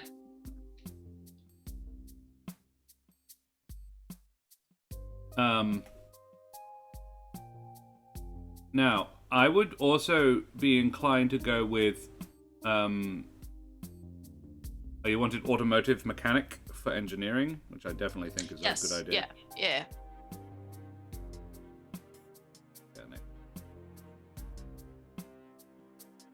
and firearms. Yeah, I think firearms would be a necessity. Yeah. Do you want to shoot things? Use this skill. Yes. The basics are roll firearms plus agility plus versus reaction plus intuition. The details that stack on top are available in the combat chapter. Cool. Yeah, definitely take firearms. Because we are building a skill monkey bard-esque character, but we do want something that they can attack with. Yeah. Firearms, specializations, tasers, holdouts, light pistols, machine pistols, heavy pistols, submachine guns, shotguns, rifles, machine guns, assault cannons. I think this is almost a... If anything, it's like it would be a hidden weapon. Yeah, absolutely. Nothing heavy. Yeah, like a machine pistol at best. Like that's probably the biggest he would rock, or a light pistol.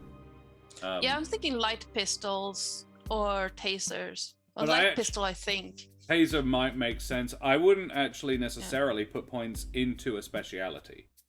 No. Let's look at actually, because the primary things that this person's going to be doing is con, piloting, and engineering. Yeah. So I think we want to put 6 into con straight up. Yeah, absolutely. And do you want acting, impersonating, performance, or disguise? Because I think you want a speciality in there as well. Let's see. Con. Where do you go? There you are.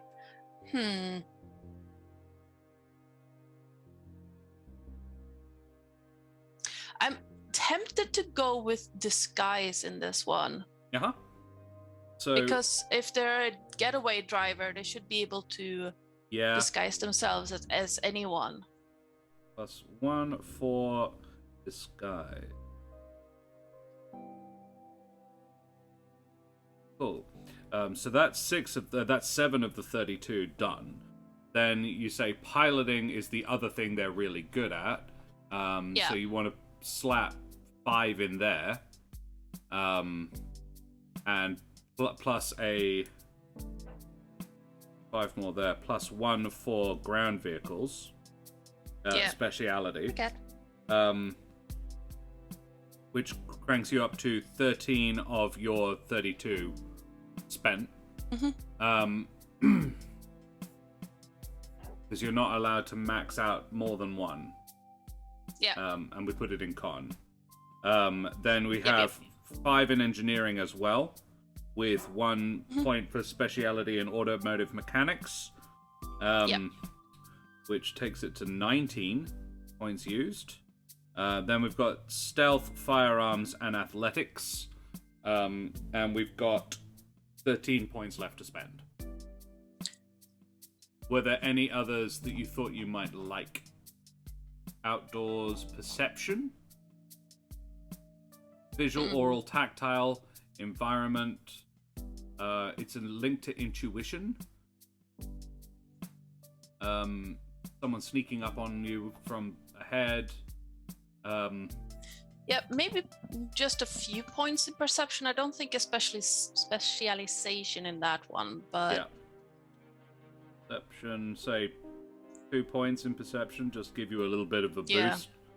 2 points of perception, 21 spent, leaving us with 11. You want to say, do you want to have any speciality in stealth, or just be quite good at it? We said 4 points in firearms, 4 points in stealth, leaves us 3 points to put 2 into athletics with 1 in climbing. Or 3 points in stealth, 3 points into athletics with 1 in climbing, and have the 4 points in firearms. Like, they're a pretty good shot, but it's not their main thing. Yeah, let's go with that.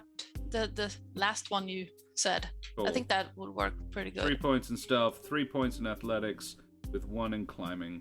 So that is 1, 2, 4, 5, 10, 16, 22, 23, 24, 25, 26, 32. Yep, done.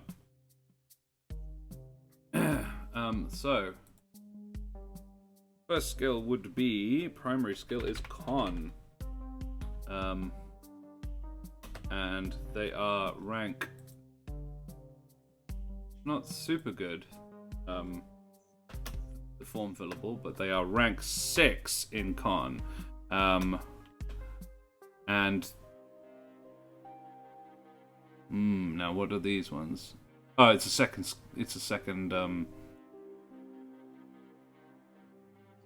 And then with a, let's pop it. Ooh, this isn't very useful. Con, let's just have a list. That's easier.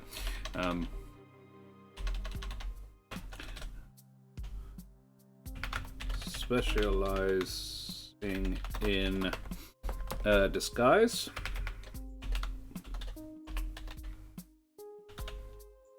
Yes, I can't spell. Or you're going to make me spell it the American way. Fuck you.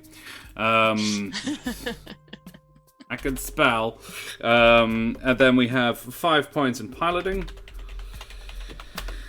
Rank 5. 5. Specializing.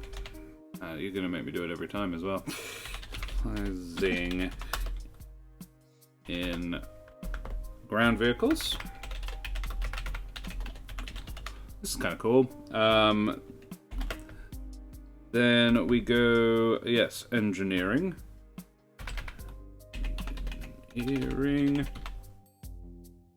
What are you liking about the system so far, Ardanna? I like how, the whole, how to describe that?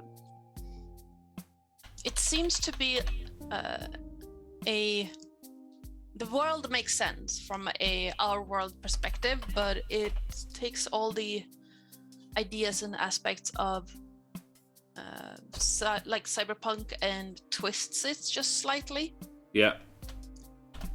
So straight up cyberpunk would be mechs and cyborgs and all that kind of fun stuff, but now you have a troll that can be half cyborg and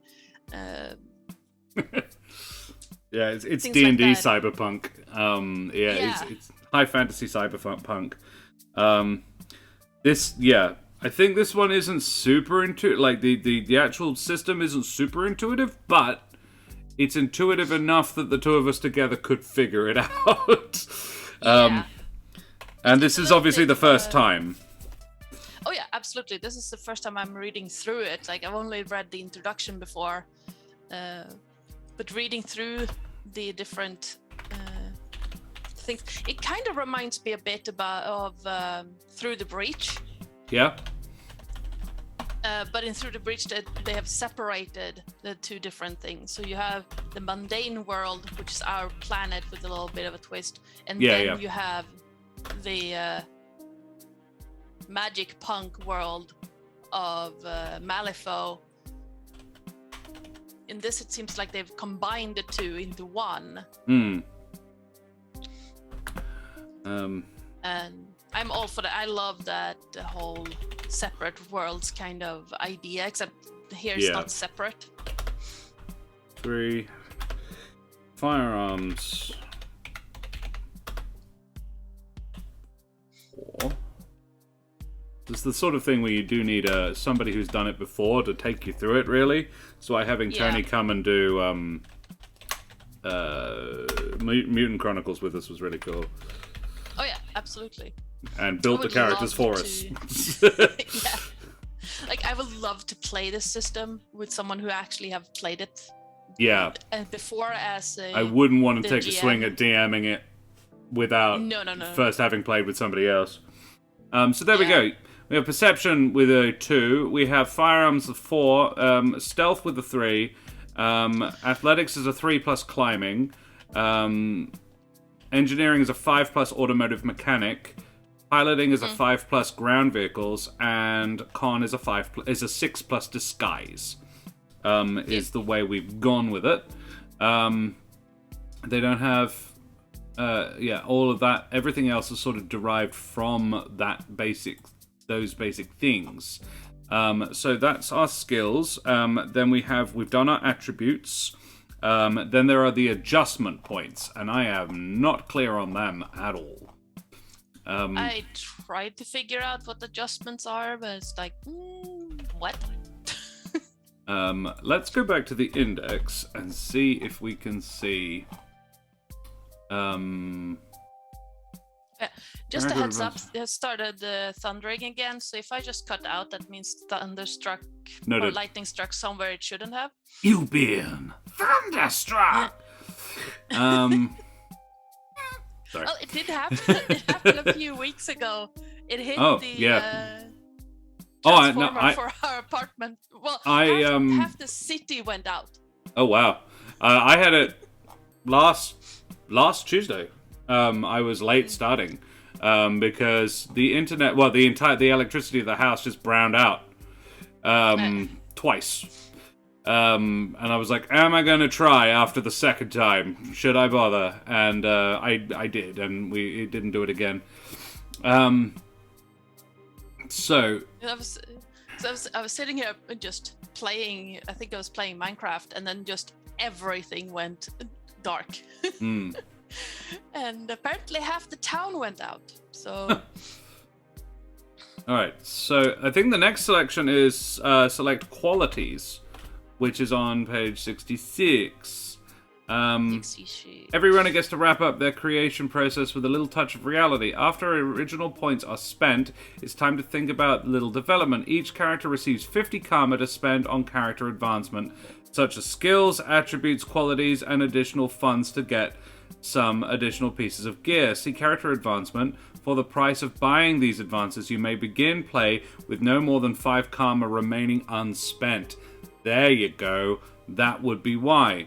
Remember that you can spend karma to buy cash for the next step at a rate of 2,000 new yen per point of karma, or 5,000 with the in-debt quality. Select qualities. Alright, knowledge and valuable skills. Maybe you're a pop culture expert, or an elven wine aficionado, or an expert in unsolved math equations. Knowledge skills add depth and options to your character. Characters get a certain number of free knowledge and language skills at character creation, equal to their logic. Okay. Plus 1 free native language. Characters can buy additional levels of language skills as if it were an additional knowledge skill, but only 1 native level language is allowed. Okay.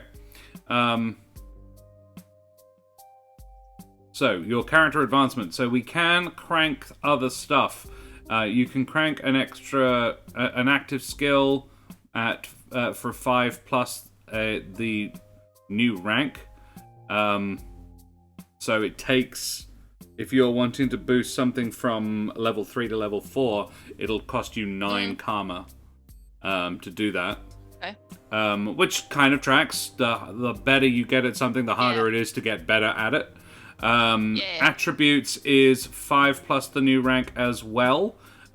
So you can buff that a lot. But knowledge, skills, and qualities, expertise in something, specializations, it's actually probably cheaper to do expertise and specializations with that than to do it with your points. Because seems like it, yeah. Yeah, I would if I was I wouldn't spend karma on active skills because it's more expensive to do it that way. I would ditch the 3, I mean, this is all hypothetical, but I would ditch the 3 specialities we bought and paid a single point for, and put those points somewhere else, rather than spend karma to improve it. Cholesterol levels might be off the charts at this point. New spells, new complex forms, eliminate negative qualities as well. Karma can be used for. I think most of it would be used to pump your attributes. 5 plus the new rank, because some of the lower level attributes we've got, like none of our, that wouldn't cost very much. Say turning your strength from a 2 to a 3 only costs 7 karma. Or it cost 8 karma, rather. I would be inclined to do that to logic and strength just to bring them up to 3. Is logic linguistics? I guess that's logical. Logic has various applications. It's the sort of the add-on stuff to a lot of skill checks. It's the ability to take in the world and utilize it, make sense of things. At this point, I'm really just going through and sort of logicking out where I would put stuff, because I think this is the point where you go, right. Well, let's before we do that, let's look at the qualities, which are further down, are they not? Oh. Attribute and skill advancement, current rank.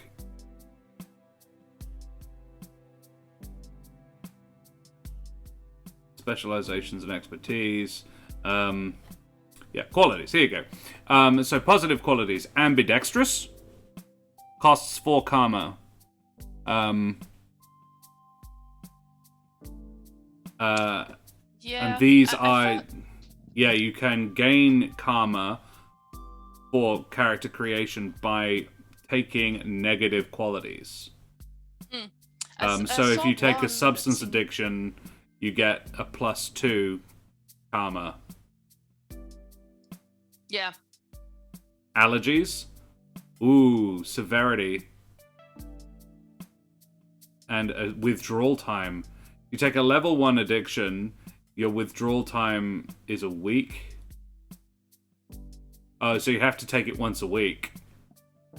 Yeah. Ooh, that's rough. That's big. You take a level 6 withdrawal every hour. That's nuts. Combat paralysis, bad reputation, bad luck, AR vertigo.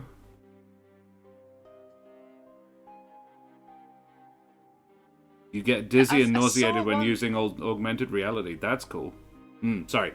Yeah, I think that one could be interesting. AR vertigo, because I get that. Yeah. Well, if I use one of those VR headsets, I get vertigo and motion sickness. So I would absolutely put that one in there. Crank in AR vertigo. Yeah. They don't live in the digital world. They live very much in the real world. You cannot gain or spend an edge while utilizing AR of any sort.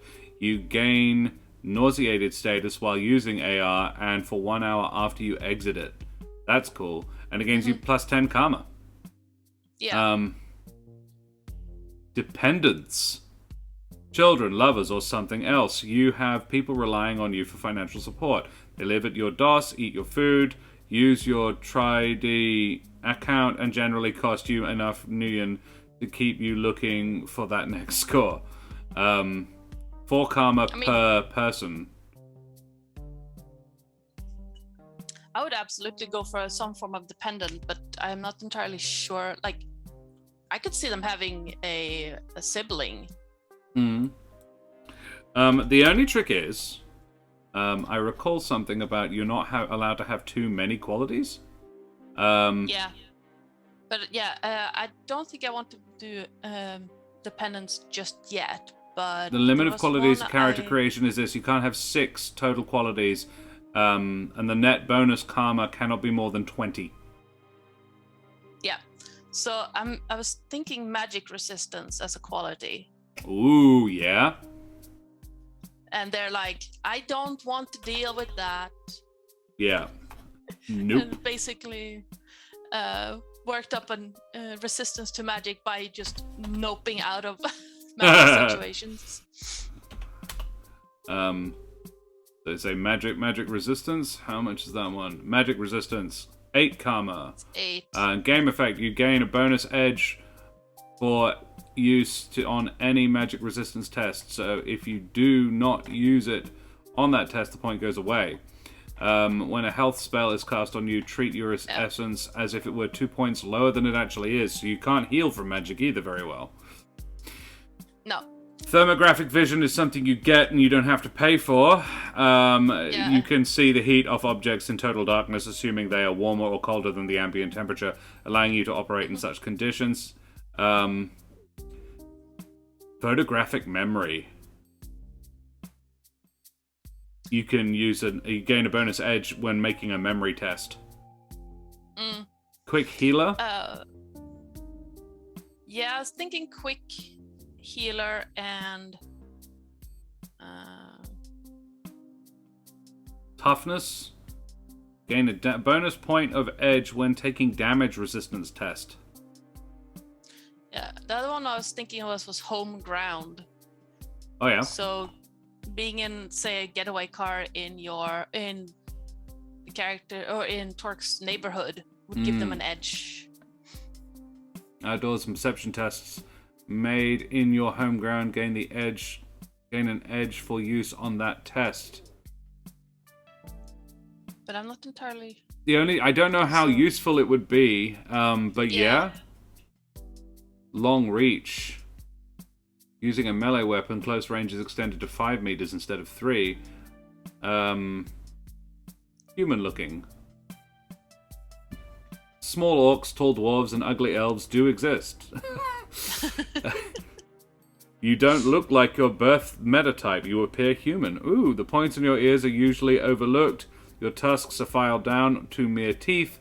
Your cheekbones are rounder, your legs longer, that sort of thing. You can pass for human, which might help with humans or cause obstacles with non-humans.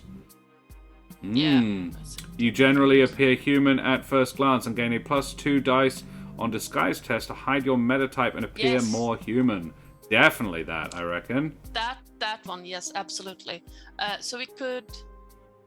So that's +8. We've also got a -10 from that AR Vertigo. Human looking. So we have human looking, magic resistance, AR Vertigo, and did we say quick healer? Magic resistance. Now, here's a question.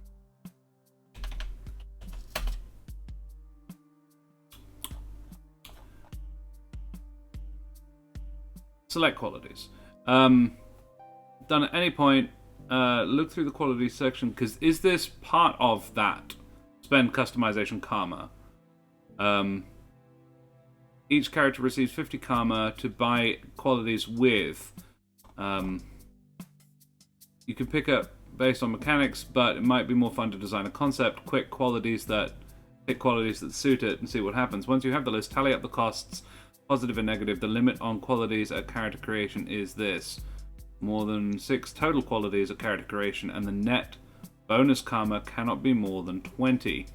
Total qualities at character creation. Now, it's worth noting, as a dwarf, you already have 2 qualities. I don't know if that is included. But also, it does look rather like you're burning karma to get these. I love negative qualities at character creation. Yes, same. It's one of my favorite things about the Savage World system, and I'm not a massive fan of that, but yeah, positive and negative edges are really, really cool in it, and I find negative characteristics very much shape character. Like, I played the Rattlesnake Kid in the Deadlands game over on Phoenix Iwaki for that, and I took a couple of negative edges that I did not think would be problematic. I was just like, haha, that's a cheap and easy way of getting new edges, because for every negative edge you can take a positive one. You get one positive one at start, and then you can take more by taking negatives. I took a minor and a major negative edge. Honorable, and never leaves a fallen man behind. And I was like, those won't be problematic. I wouldn't do those things anyway. And then later on, I was like, fuck. Both of them came into play at least once and drove decisions that I, as a player, would not have made. But I was like, nah, he'd do this. He'd definitely do this. He would definitely jump off the roof onto the giant bloated zombie that he knows is going to explode when he cuts it with his Bowie knife. But Jesse'd already done it, and he'd never leave a fallen friend behind. And he's like, damn it. Yeah. Savage Worlds should use the normal hit points and body area HP. Yeah, that's my main issue with it, because any damage you take stacks really badly, and cock-up cascade is a thing. And yeah, the kid took a point of damage about halfway through the campaign, and because it was a short-form campaign in terms of in-game time, we were only there for about 48 hours in-game all up.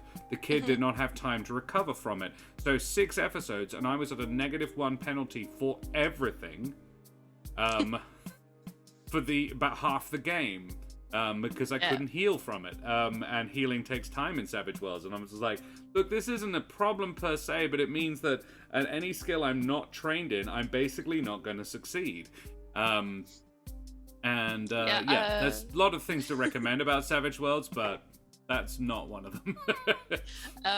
One of the funniest things I've ever done was with the cleric I play now in Dread's A Call of the Netherdeep campaign. Her flaw is I have many vices and I tend to indulge them. Yeah. And one of her vices is she's stubborn. And so she got put on 0 hit points by a horizon back tortoise because she tried to climb back up on it after she fell off. Yeah. And it kept biting her. Oh. And I love that. Not only is she just clumsy as all get out, she's also stubborn. Ooh. There is First Impression.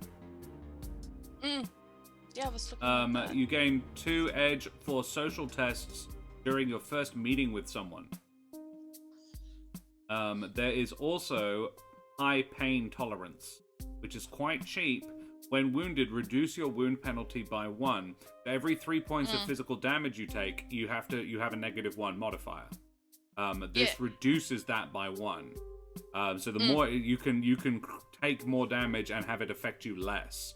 That one looks really good. Magic resistance, I will pop in. I definitely think that's very much who you want. And there's only really one more. We've got between thermographic vision and toxic resistance, which you have both of because you're a dwarf. Yeah. So we have magic resist.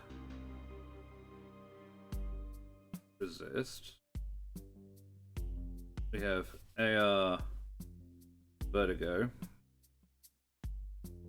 And we have taken... What's the other one? I was looking at dependence, but I'm not sure that's a good idea. But no, I don't think so, because you've only got 1 left to spend. Yeah. And that was it. Looks human. Yes, the human looking. Yes, human looking. Currently, you've only spent 6 karma. Of your 50, because you gained some from AR Vertigo. Yeah. My inclination would be high pain tolerance, but Gearhead is good. First Impression is also very good. First Impression is quite expensive, though, whereas high pain tolerance isn't. But First Impression is their whole point. Yeah. Let's go with First Impressions. Yeah. Even though their charisma isn't that high. It doesn't need to be now. Exactly. Plus 12. And we can crank it with karma. Yeah. So that makes it a... You've spent 18 points of your total karma. On your qualities. Human looking, magic resistance, and first impression.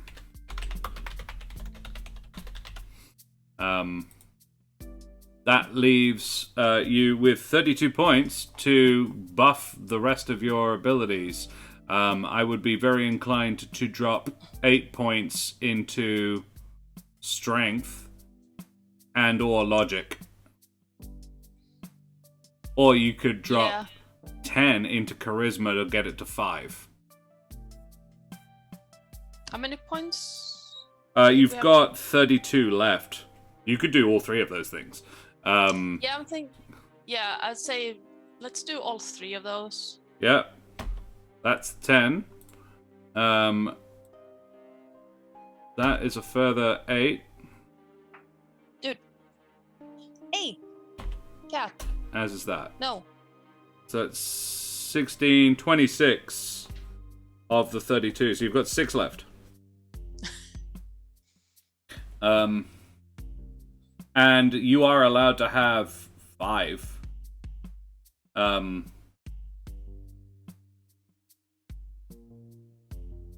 Just stored. You can have another. You can speciality. A single point of speciality is 5. I think. Yes, there we go.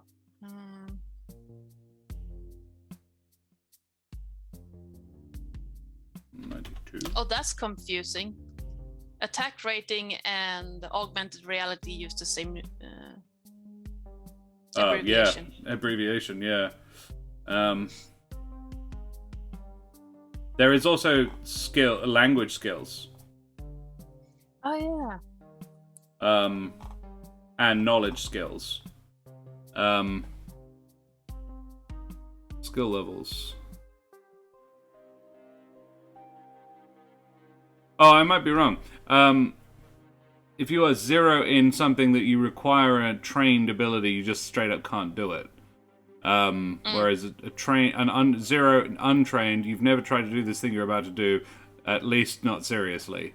I think that's the trick. Social test edge, knowledge skills. Knowledge skills do not have ranks because they are not used directly in skill tests. Instead, they are just used to provide opportunities to gain knowledge connected to other tests. For example, and then we have to go down more than a single page. If a character has security systems knowledge and performs a perception test to look over a corporate facility exterior, their test might give them a chance to see where cameras are located and when patrols go by. If they have the Seattle Gang's knowledge skill, a successful perception test might help them know what the people walking up to them are members of the Halloweeners gang. Yeah, cool. Alrighty. I think at this point we can pretty much put it aside because a lot of this now relates specifically to the world. But we have a pretty good idea of how the game works through... Yeah, you can have a knowledge skill in orc cuisine. Or orc-sploitation music, which I adore. Troll thrash rock. I think I might be into troll thrash rock. Urban brawl, law enforcement corporations, hacker groups. This is very, very cool, but not necessarily relevant. It's hard to know what'll be relevant. That's quite an interesting, and we've filled out very little of the sheet. The other trick, I think, the other thing we haven't looked at is money. But again, that's going to, you've got 120,000 money to spend. But again, that I think it's relevant to the actual campaign itself, what you're going to be doing. And so my big takeaway from this is you are actually going to need to know a bit about the world. I think character creation for Shadowrun does have to be done in communication with the DM quite thoroughly. Yeah, I think more so than in D&D, Session 0 for Shadowrun is like you have to have one. Yeah, absolutely. In D&D, you can basically just, here is a consent sheet, here is the world setting, go. Yeah. And that's about it. But here you have to have that Session 0, you have to talk, because there are a lot of things in it as well that can be really triggering for people. Not just like, oh, it might come up. No, this is a thing, this is the reality. Yeah. And I mean, like in a cyberpunk setting without drugs or alcohol, how would that work? What's the point? Yeah. It's supposed to be dystopian, but what's dystopian if it's all happy and happy-go-lucky? Exactly. Everyone is fine. Yeah. It's like, I mean, sure, the Feywilds can be dystopian, but they are also pure chaos. Yeah. Yeah, cool. Well, Ardanna, thank you very much for joining me and having a look at this system. It's a fascinating system. Yeah. It really is, and thank you for having me. Oh, yeah, pleasure.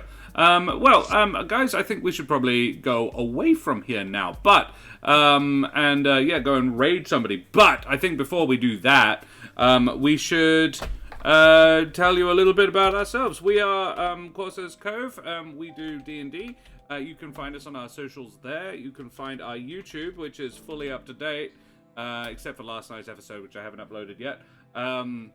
There. And you can find our Discord if you want to come and hang out with us there. Except not there. Don't worry, don't do that. Discord, because I can't spell. There you go. We also, here at Corsair's Cove, support the Ukrainian people and would love it if you did too. That there is the emergency action appeal. If you wouldn't mind chucking any spare pennies you do have towards them, that'd be groovy of you. Bless your hearts. Because the Ukrainian people are having a shitty time right now, as you may well have heard. And the news has stopped following it, which is pretty irritating. I don't know, how is the news in Europe? Because it's a little bit closer to home for you, isn't it? Every time I walk through the store, the front page thing is talking about Putin's health. So there's that. Good. Okay. Well, at least it's being covered. And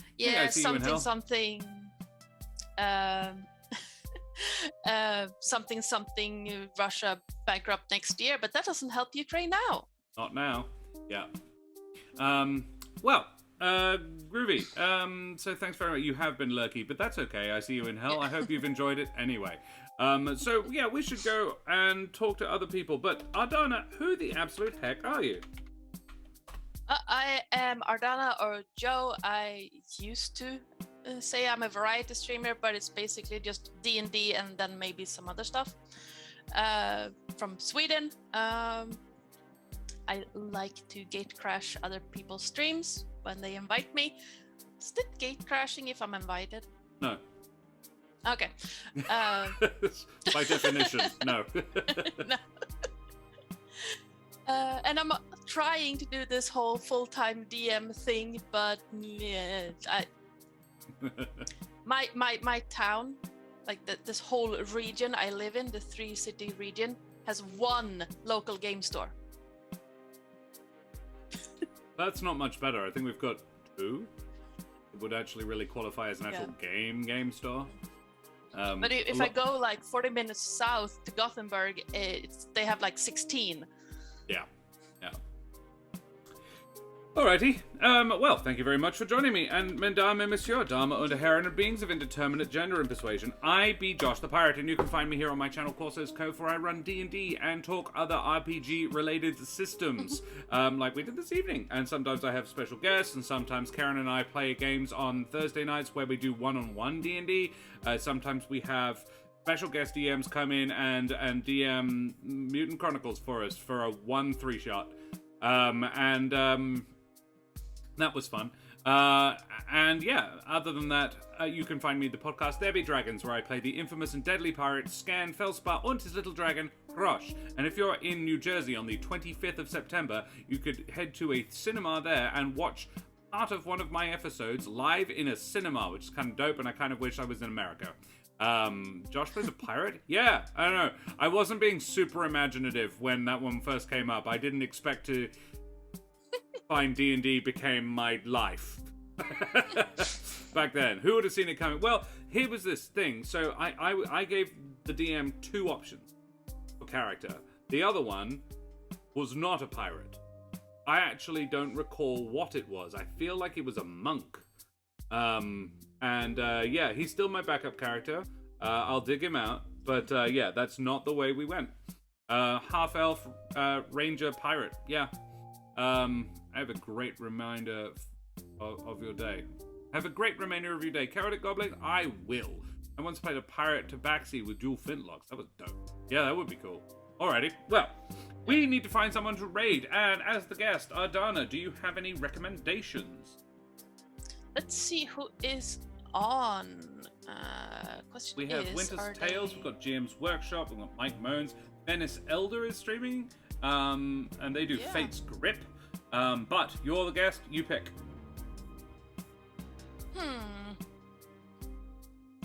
So, I have never actually had the opportunity to raid Venice Elder, so let's head on over there if they're still going Very strong. well. They are somebody who I played a game with on Jasper's Game Week a little while back. I got Michele. to play. Yes, I got to play their friend in that game. Oh yeah. Yes, of course. Yeah.